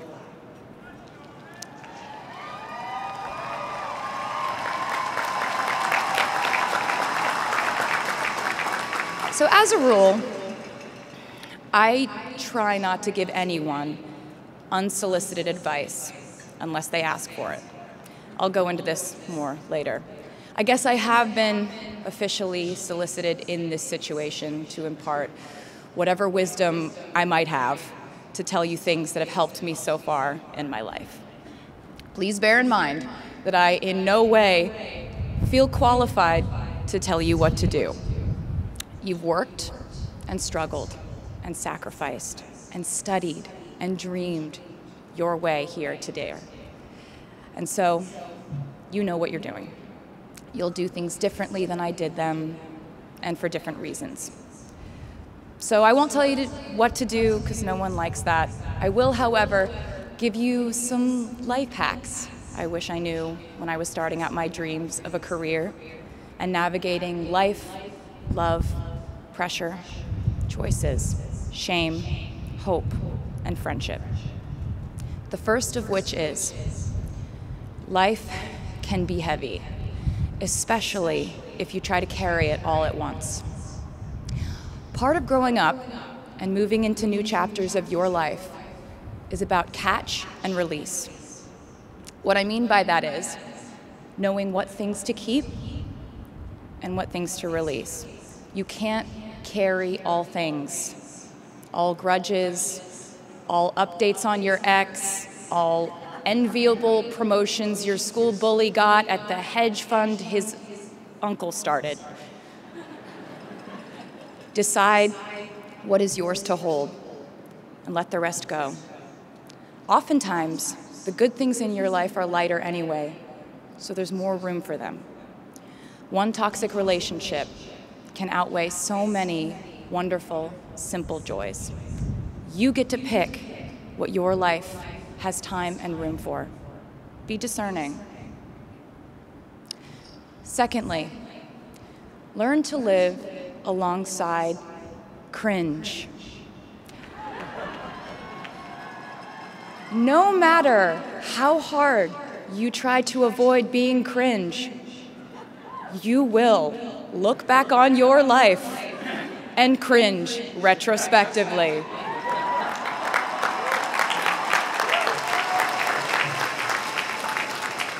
Cringe is unavoidable over a lifetime. Even the term cringe might someday be deemed cringe. I promise you, you're probably doing or wearing something right now that you will look back on later and find revolting and hilarious. You can't avoid it, so don't try to. For example, I had a phase where, for the entirety of 2012, I dressed like a 1950s housewife. But you know what? I was having fun. Trends and phases are fun. Looking back and laughing is fun. And while we're talking about things that make us squirm, but really shouldn't, I'd like to say I'm a big advocate for not hiding your enthusiasm for things.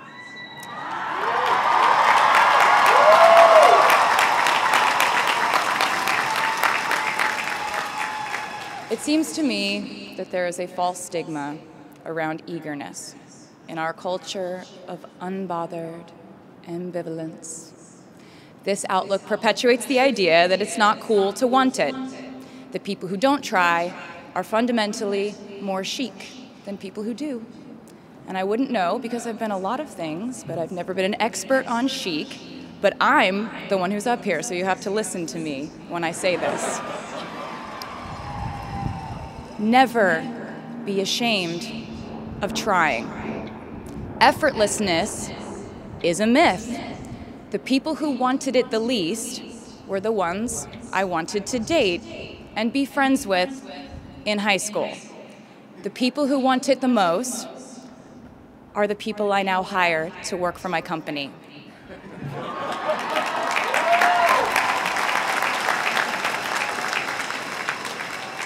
I started writing songs when I was 12, and since then, it's been the compass guiding my life, and in turn, my life guided my writing. Everything I do is just an extension of my writing, whether it's directing videos or a short film, creating the visuals for a tour, or standing on a stage performing. Everything is connected by my love of the craft, the thrill of working through ideas and narrowing them down and polishing it all up in the end, editing, waking up in the middle of the night, throwing out the old idea because you just thought of a newer, better one, or a plot device that ties the whole thing together. There's a reason they call it a hook. Sometimes a string of words just ensnares me, and I can't focus on anything until it's been recorded or written down. As a songwriter, I've never been able to sit still or stay in one creative place for too long. I've made and released 11 albums, and in the process, I've switched genre from country to pop to alternative to folk. And this might sound like a very songwriter-centric line of discussion, but in a way, I really do think we are all writers. And most of us write in a different voice for different situations. You write differently in your Instagram stories than you do your senior thesis. You send a different type of email to your boss than you do your best friend from home. We are all literary chameleons, and I think it's fascinating. It's just a continuation of the idea that we are so many things all the time. And I know it can be really overwhelming figuring out who to be and when, who you are now, and how to act in order to get where you want to go. I have some good news. It's totally up to you. I have some terrifying news. It's totally up to you. I said to you earlier that I don't ever offer advice unless someone asks me for it, and now I'll tell you why. As a person who started my very public career at the age of 15, it came with a price. And that price was years of unsolicited advice. Being the youngest person in every room for over a decade meant that I was constantly being issued warnings from older members of the music industry, media, interviewers, executives, and this advice often presented itself as thinly veiled warnings. See, I was a teenager at a time when our society was absolutely obsessed with the idea of having perfect young female role models. It felt like every interview I did included slight barbs by the interviewer about me one day running off the rails. And that meant a different thing to every person who said it to me. So I became a young adult while being fed the message that if I didn't make any mistakes, all the children of America would grow up to be perfect angels. However, if I did slip up, the entire earth would fall off its axis, and it would be entirely my fault, and I would go to pop star jail forever and ever. It was all centered around the idea that mistakes equal failure, and ultimately the loss of any chance at a happy or rewarding life. This has not been my experience. My experience has been that my mistakes led to the best things in my life. And being embarrassed when you mess up, it's part of the human experience. Getting back up, dusting yourself off, and seeing who still wants to hang out with you afterward and laugh about it, that's a gift.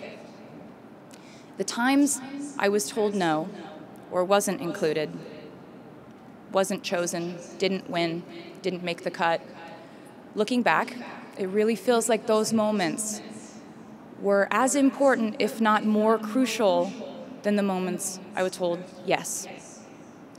Not being invited to the parties and sleepovers in my hometown made me feel hopelessly lonely. But because I felt alone, I would sit in my room and write the songs that would get me a ticket somewhere else. Having label executives in Nashville tell me that only 35-year-old housewives listen to country music, and there was no place for a 13-year-old on their roster, made me cry in the car on the way home. But then I'd post my songs on my MySpace, and yes, MySpace. And I would message with other teenagers like me who loved country music, but just didn't have anyone singing from their perspective. Having journalists write in-depth, oftentimes critical pieces about who they perceived me to be made me feel like I was living in some weird simulation. But it also made me look inward to learn about who I actually am. Having the world treat my love life like a spectator sport in which I lose every single game was not a great way to date in my teens and 20s. But it taught me to protect my private life fiercely. Being publicly humiliated over and over again at a young age was excruciatingly painful, but it forced me to devalue the ridiculous notion of minute-by-minute, ever-fluctuating social relevance and likability.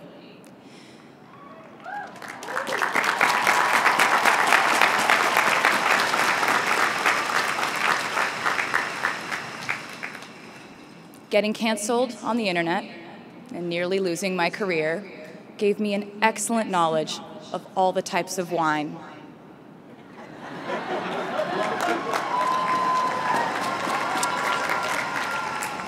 I know I sound like a consummate optimist, but I'm really not.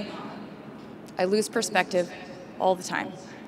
Sometimes everything just feels completely pointless. I know the pressure of living your life through the lens of perfectionism. And I know that I'm talking to a group of perfectionists because you are here today graduating from NYU.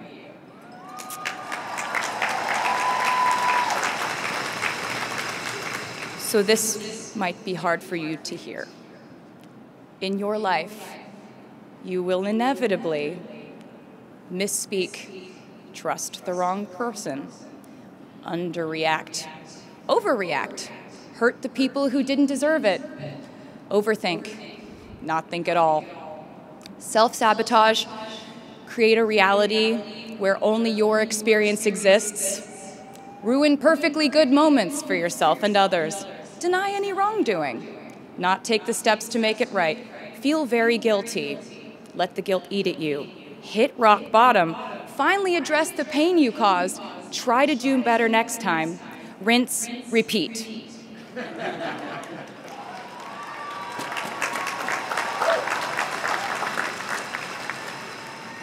And I'm not gonna lie, these mistakes will cause you to lose things.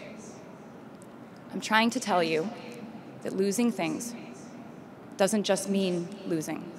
A lot of the time, when we lose things, we gain things too. Now you leave the structure and framework of school and chart your own path. Every choice you make leads to the next choice, which leads to the next, and I know it's hard to know which path to take. There will be times in life where you need to stand up for yourself. Times when the right thing is actually to back down and apologize. Times when the right thing is to fight. Times when the right thing is to turn and run. Times to hold on with all you have. And times to let go with grace. Sometimes the right thing to do is to throw out the old schools of thought in the name of progress and reform. Sometimes the right thing to do is to sit and listen to the wisdom of those who have come before us. How will you know what the right choice is in these crucial moments? You won't. How do I give advice to this many people about their life choices? I won't. The scary news is you're on your own now. But the cool news is you're on your own now.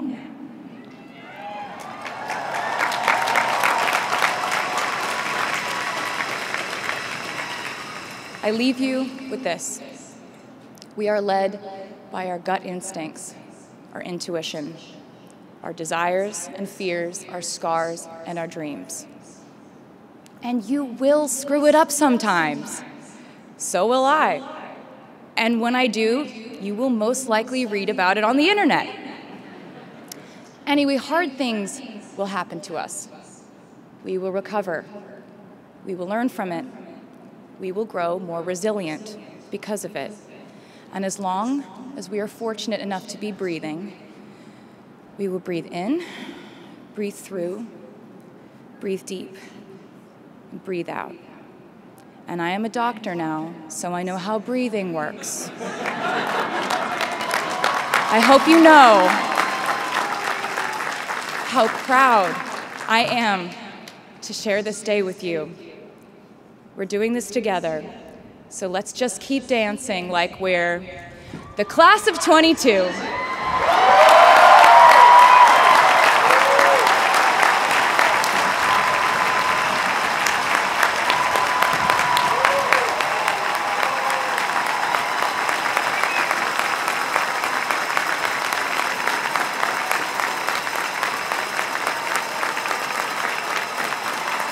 Please welcome the Steinhardt Singers with a tribute to New York City and the class of 2022.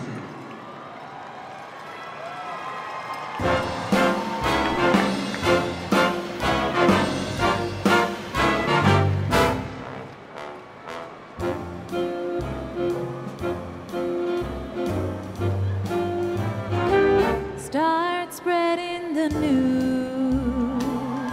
I'm leaving today. I wanna be a part of it.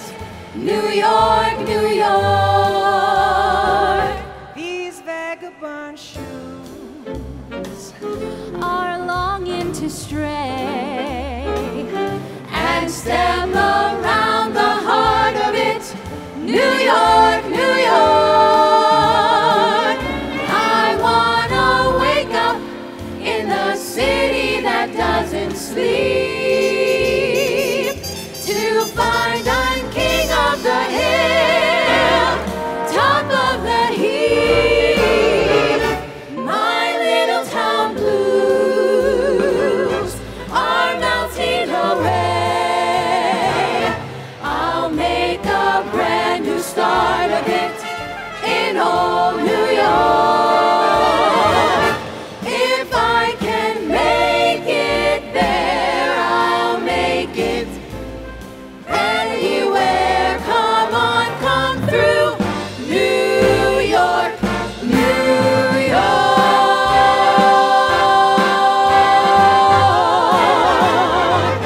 New York, New York.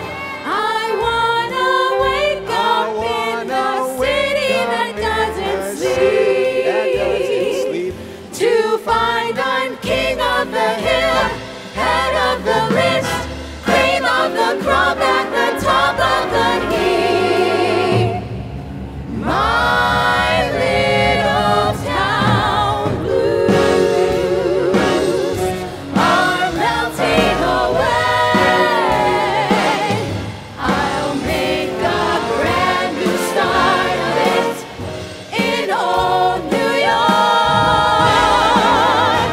If I can make it there, I'll make it anywhere. Come on, come through. New York, New York. New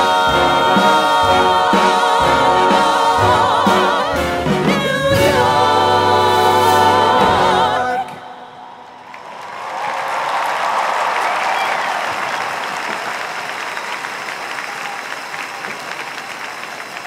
Distinguished guests, the President of New York University, Andrew Hamilton.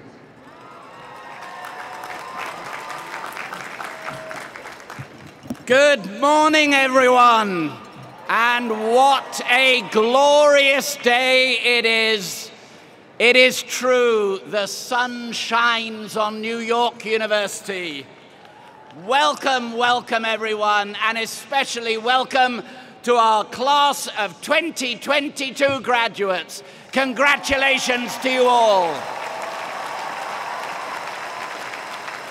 And to families, friends, and colleagues, thank you for joining us for New York University's 188th commencement exercises.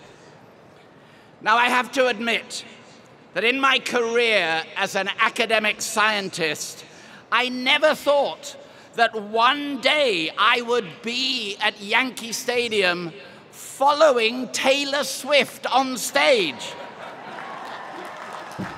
What an honor it is. And I could not be more delighted to welcome her and our other distinguished honorees who are with us today, President Emerita Hockfield and Chancellor Rodriguez. Welcome to all three of you.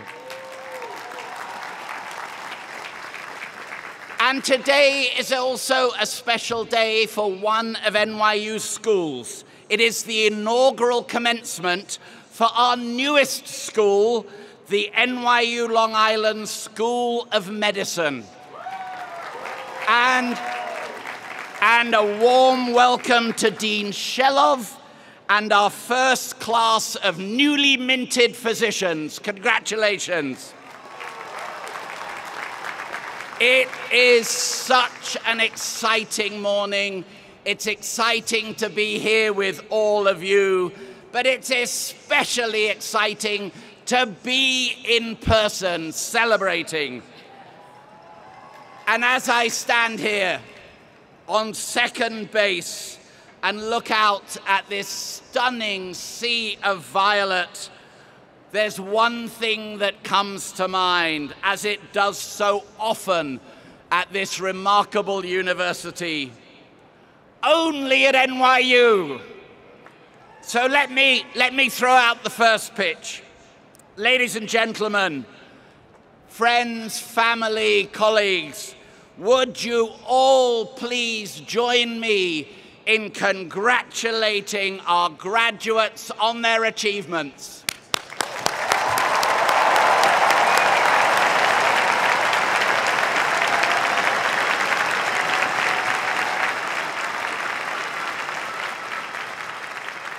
And class of 2022, I know your path to this day has not been a predictable one, nor has it been easy.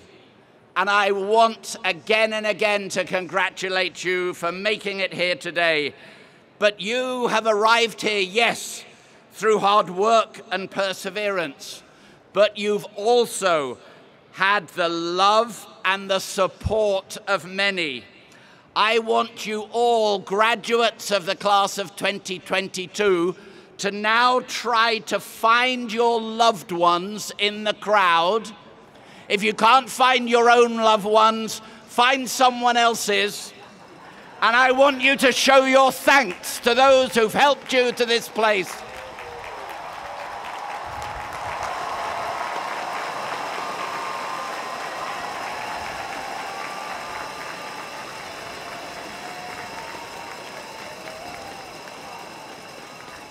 Now, when I think of the time you've spent here, I am reminded of the words of the Spanish poet Antonio Machado. And he wrote a poem, a very special poem, called "Traveler, There Is No Road." And I want to share an excerpt from that poem with you this morning. Traveler, your footprints are the only road, nothing else. Traveler, there is no road. You make your own path as you walk. These words resonated with me when I thought about what to say to you today as we celebrate your time at NYU and look to an unknown future that lies ahead. In many ways, you have already had to make your own path as students during a period described by that now dreaded word, unprecedented. And global pandemic notwithstanding, You created your own paths as you walked, when you might not have known exactly where you were going, but you did it. During your time here, you graduates of the class of 2022, you explored new ideas in your classrooms and seminars. You broke new ground in your studies and research. You devised new theories and hypotheses in your labs. You explored new interpretations of foundational works. You crafted new stories through fresh points of view on the page, the stage, or the screen. You came up with new ways to solve problems in your startups. You met people with different perspectives from yourself. You discovered new activities and you explored differing, often opposing perspectives on the issues of the day. In addition to your tremendous accomplishments as students, I want to point out that you, each and every one of you, gave your all inside and outside of the classroom. Among your classmates today are residence advisors who found ways to build community virtually, those endless Zoom meetings, but that community was forged in spite of COVID restrictions. Among you are also public health ambassadors who were the first to hold this role and shepherd your classmates to a safe way of daily life amid ever-changing protocols. Among you are also members of the Global Spiritual Life Multi-Faith Advisory Committee, who lent your classmates a steady hand during a time of uncertainty. But during your time here, the world was also transformed, and there too, you carved out a path. You protested for social justice, for global peace, and for a more sustainable world. You protected one another, spoke up for equality, and stepped up as allies. Not only have you made a path where there was no road, but you did so with a remarkable degree of generosity, even while facing your own personal challenges and the unknown. Now, nearly 19,000 of you are graduating today, and I am immensely proud of what you will take from what you have learned at NYU and how you will apply it as you find your purpose in the world. Class of 2022, as you follow your calling, remember that your time at NYU has cultivated your strength and prepared you for a future with no clear road. Wherever your career and life lead you, you have proven you can make your own path where there was not one. And you will continue to do so as you travel along your unique journeys. To the parents and the loved ones here today, thank you for trusting us with your children's education. To the class of 2022, your experience at NYU has been like no other. Let us never forget what we have been through together. Come back and see us often. And from everyone at NYU, congratulations, class of 2022.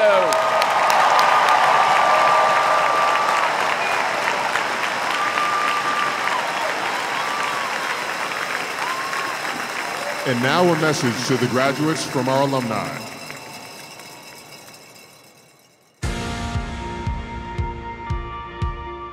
Congratulations, graduates. Today is your day. I'm Dasha Ratu, a graduate of the Gallatin School of Individualized Study, class of 2014, an NYU alumni trustee and president of your Alumni Association. Today you join over 600,000 NYU alumni around the world. We are ready to support your next journey and look forward to connecting with you through upcoming events and programs. And now, here are just a few alumni who want to wish you congratulations on your special day. Congratulations, graduates! You did it! Now the real adventure begins. So go out into the world and be yourself. Please don't try to be anybody else but you. Congratulations, graduates. You have not been chopped. You have made it. And the brilliant education that you've experienced at New York University is now yours to go forth and share with the world, along with those terrific manners you learned from New York City. Congratulations to the graduating class of NYU. Today is your big day, and it's the next step into such a bright future. Don't forget us back at NYU. We love you, we send you love, and I hope that you take all of the wisdom, the strength, the talent, and the joy that you had here and inspire us in the real world. NYU grads, Congratulations. Do great things with your education. Change the world. We'll see you on Mars. It is my honor to be able to share this anointing with the eminent graduates of New York University. Ubuntu. Ubuntu means I am because you are. Congratulations. Thank you for allowing me to share this blessing.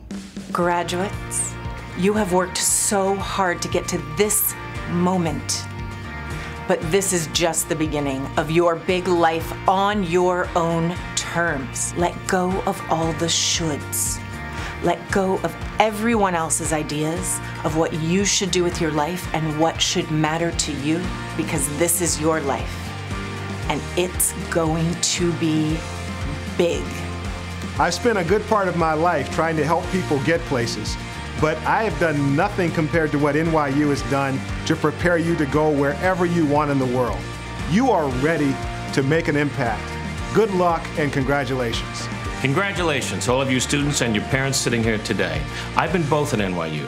As a student, I couldn't have been more proud then and today that I earned my degree from this amazing university. And as a parent, I remember sitting at graduation, just like all of you today, watching my child graduate and thinking the same thing. Thank God I don't have to pay for college anymore. And to you students, the door is open for all of you. The future is yours. We're waiting for you.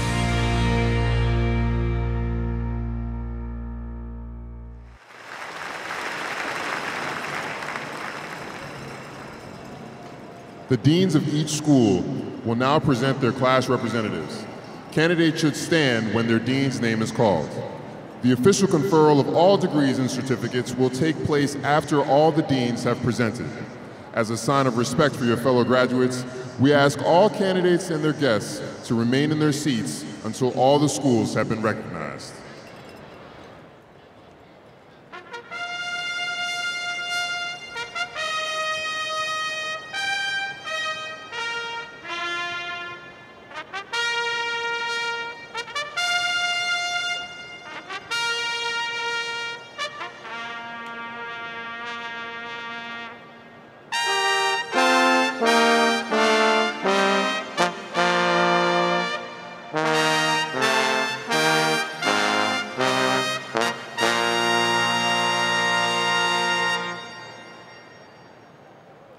Antonio M. Merlo, Dean of the Faculty of Arts and Science.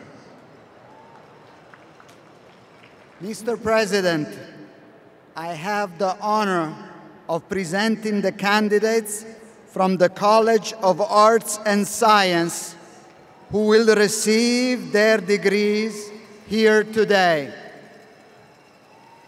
I would like to present Sophia Evangeline Gantz, who will receive her diploma on behalf of the candidates for the bachelor's degree.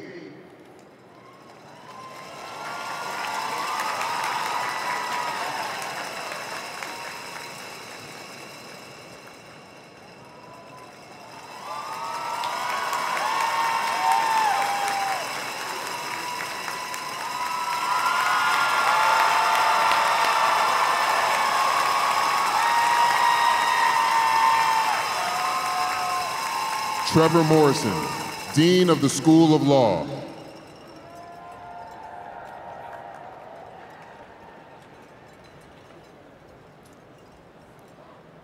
Mr. President, I have the honor of presenting the candidates from the School of Law who will receive their degrees here today. I would like to present Brian Cross, who will receive his diploma on behalf of the candidates for the master's and doctoral degrees.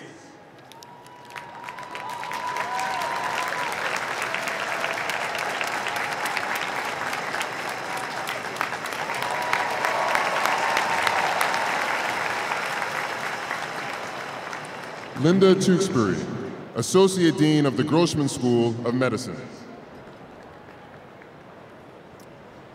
Mr. President, I have the honor of presenting the candidates from the Grossman School of Medicine who will receive their degrees here today.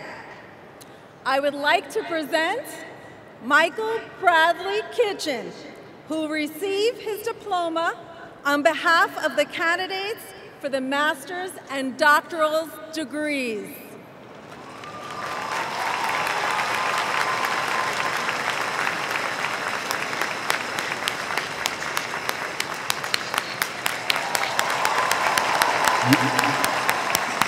Yelena Kovacevic, Dean of the Tandon School of Engineering.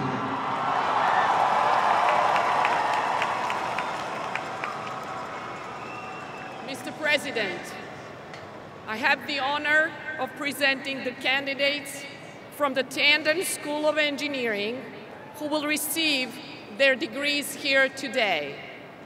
I would like to present Eduardo Olutomi Akerle, who will receive his diploma on behalf of the candidates for the bachelor's degree, and Camila Saavedra Lozano, who will receive her degree on behalf of candidates for the master's and doctoral degrees.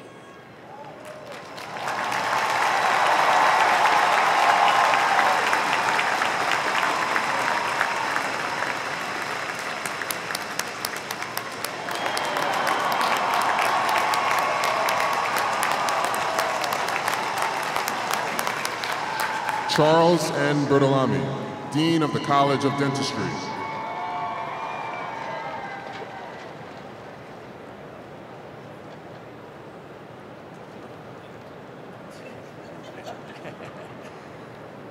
Mr. President, I have the honor of presenting the candidates from the College of Dentistry who will receive their degrees here today. I'd like to present Paula Andrea Hill-Verastegui, who will receive her diploma on behalf of the candidates for the associate's and bachelor's degrees, and So Hyun Park, who will receive her degree on behalf of the candidates for the master's and doctoral degree.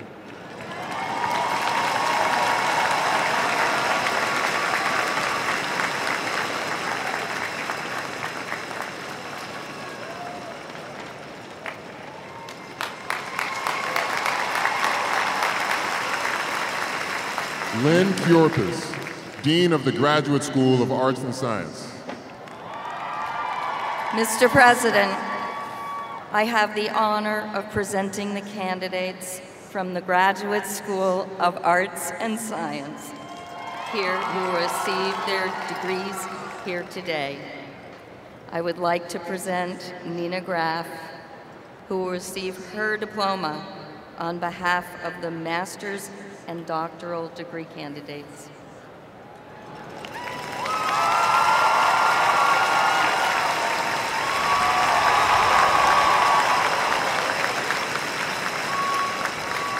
Jack H. Knott, Dean of the Steinhardt School of Culture, Education, and Human Development.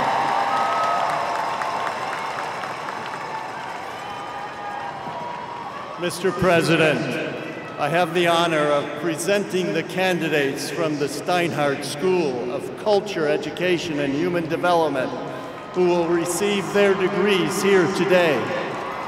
I would like to present Caleb Emmanuel Williams, who will receive her diploma on behalf of the candidates for the bachelor's degree. and Javon Jana Alonzo, who will receive her degree on behalf of candidates for the master's and doctoral degrees.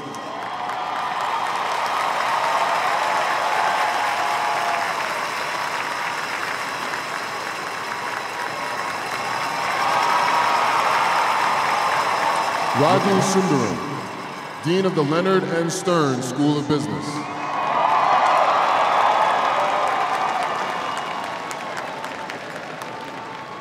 Mr. President, I have the honor of presenting the candidates from the Leonard N. Stern School of Business who will receive their degrees here today.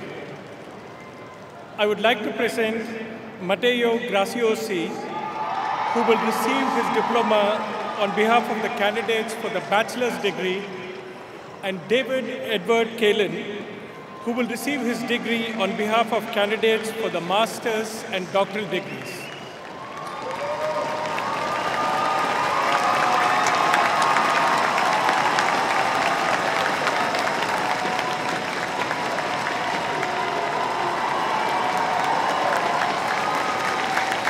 Eileen Sullivan Marks, Dean of the Rory Myers College of Nursing. Mr. President, I have the honor of presenting the candidates from the Rory Myers College of Nursing who will receive their degrees here today. I would like to present Athena Lim, who will receive her diploma on behalf of the candidates for the bachelor's degree, and Shane Gallagher, who will receive his diploma on behalf of the candidates for the master's and the doctoral degree.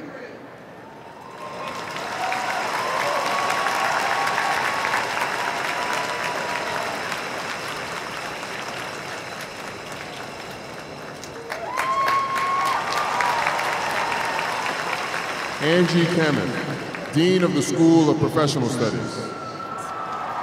Mr. President, I have the honor of presenting the candidates from the School of Professional Studies who will receive their degrees here today.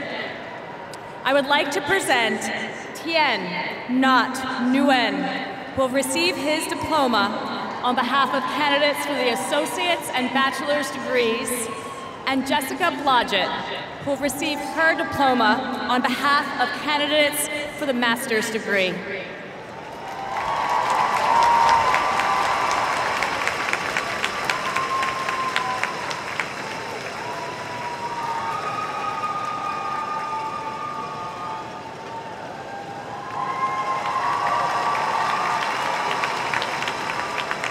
Sherry Glee, Dean of the Robert F. Wagner Graduate School of Public Service.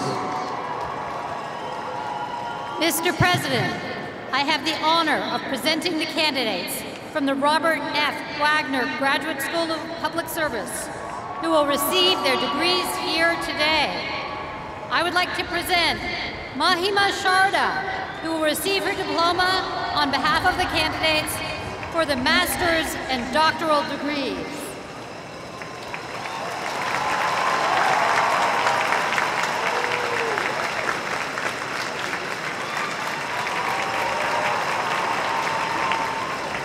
Neil Guterman, Dean of the Silver School of Social Work.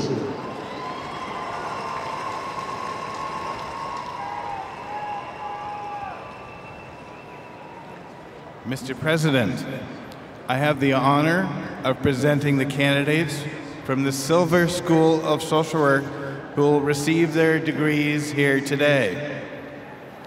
I would like to present Abigail McConnell, who will receive her diploma on behalf of the candidates for the bachelor's degree, and Jocelyn Mia Marmalejos, who will receive her degree on behalf of the candidates for the master's and doctoral degrees.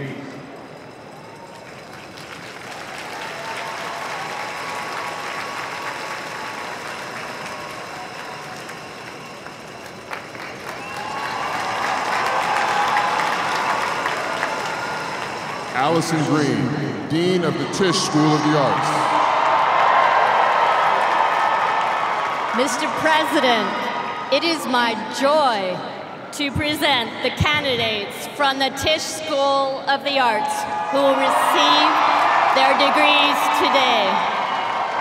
I would like to present Emisha Elise Henderson, who will receive their diploma on behalf of the candidates for the bachelor's degree, and Matt All, who will receive his degree on behalf of the candidates for the master's and doctoral degrees.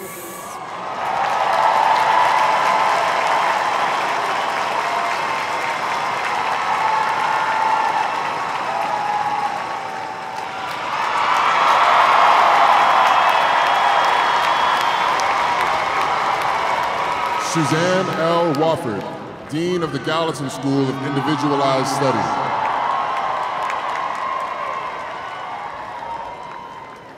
Mr. President, I have the honor of presenting the candidates from the Gallatin School of Individualized Study who will receive their degrees here today. These students have stepped outside commonly defined fields of study when they chose to undertake an individualized course of study. They are border crossers and boundary questioners. I would like to present Jules Talbot, who will receive her diploma on behalf of the candidates for the bachelor's degree, and Alex Ates, who will receive his diploma on behalf of the candidates for the master's degree.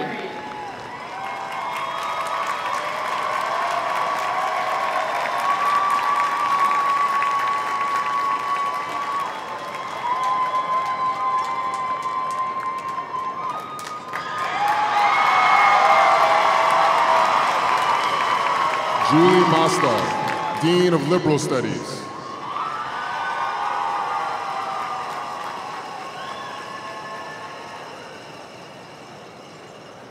Mr. President, I have the honor of presenting the candidate in Global Liberal Studies who will receive their degrees here today. I would like to present Rachel Mormon Minton, who will receive her diploma on behalf of the candidates for the bachelor's degree.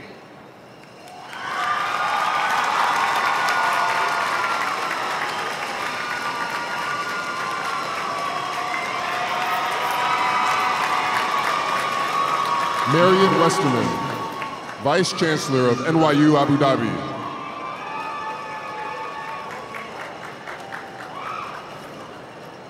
Mr. President, I have the honor of presenting the candidates from NYU Abu Dhabi who will receive their degrees here today. I would like to present Ayush Aaron Deo, who will receive his diploma on behalf of the candidates for the bachelor's degree. And I would like to present Wael Saeed Abdrabu, who will receive his degree on behalf of the candidates for the master's and doctoral degrees.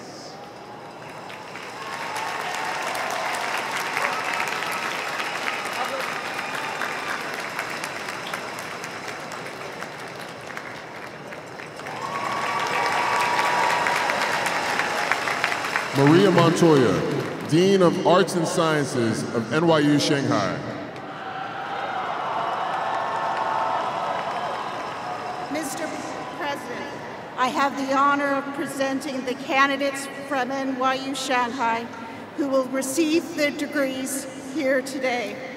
I would like to present Matthew Furtick, who will receive his diploma on behalf of the candidates for bachelor's degree.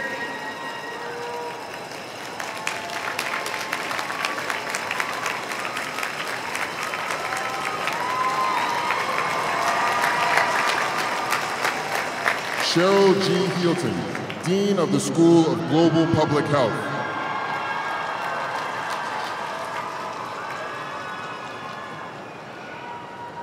Mr. President, I have the honor of presenting the candidates from the School of Global Public Health who will receive their degrees here today. I would like to present Ja Nan Ju, who will receive her diploma on behalf of the candidates for the master's and doctoral degree.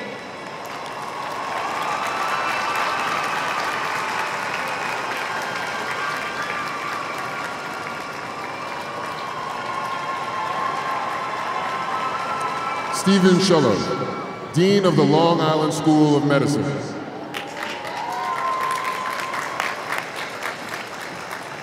Dr. Hamilton, it is my honor and privilege to present to you the candidates from your youngest school, the NYU Long Island School of Medicine, with great pride.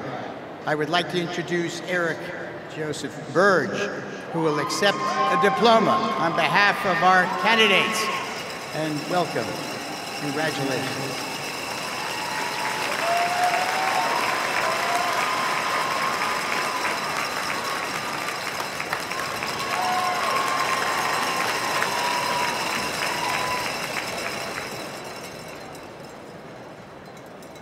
And now, Provost Catherine Fleming. We now proceed to the formal conferral of degrees. In keeping with university tradition, we highlight this important moment by passing the university torch, the symbol of learning, from a senior member of our academic community to its most junior. Holding the university torch is S. Matthew Liao, Arthur Zittrain Professor of Bioethics in the School of Global Public Health. When President Hamilton confers your degrees, Professor Liao will pass the torch to the youngest baccalaureate member of the graduating class,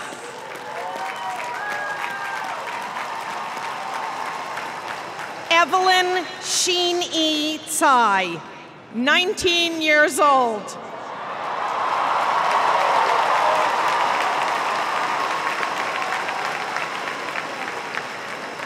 Graduating from the School of Professional Studies.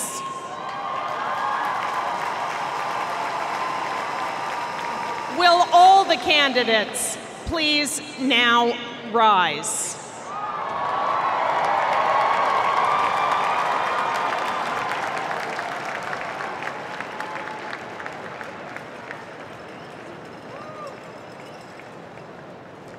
Members of the class of 2022, through your successful efforts, as certified by the recommendations of your deans, you deserve to receive this hallmark of New York University. By virtue of the authority vested in me by the trustees, I admit you to the degrees and certificates for which you have been recommended. It is now official. Congratulations, NYU graduates.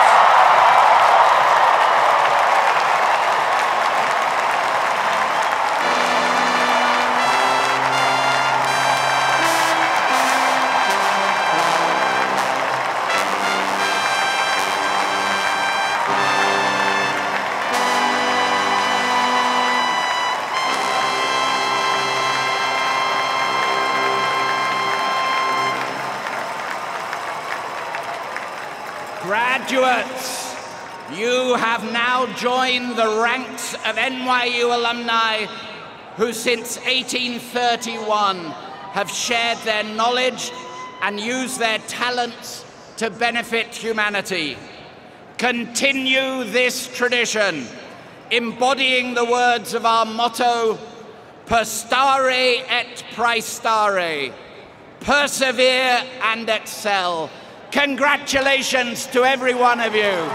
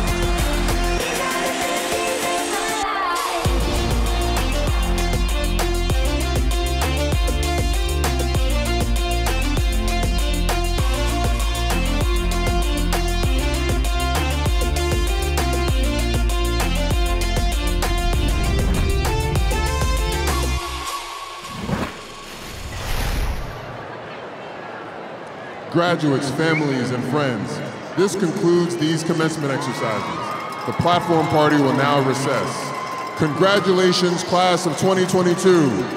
Thank you for joining us. Have a wonderful afternoon.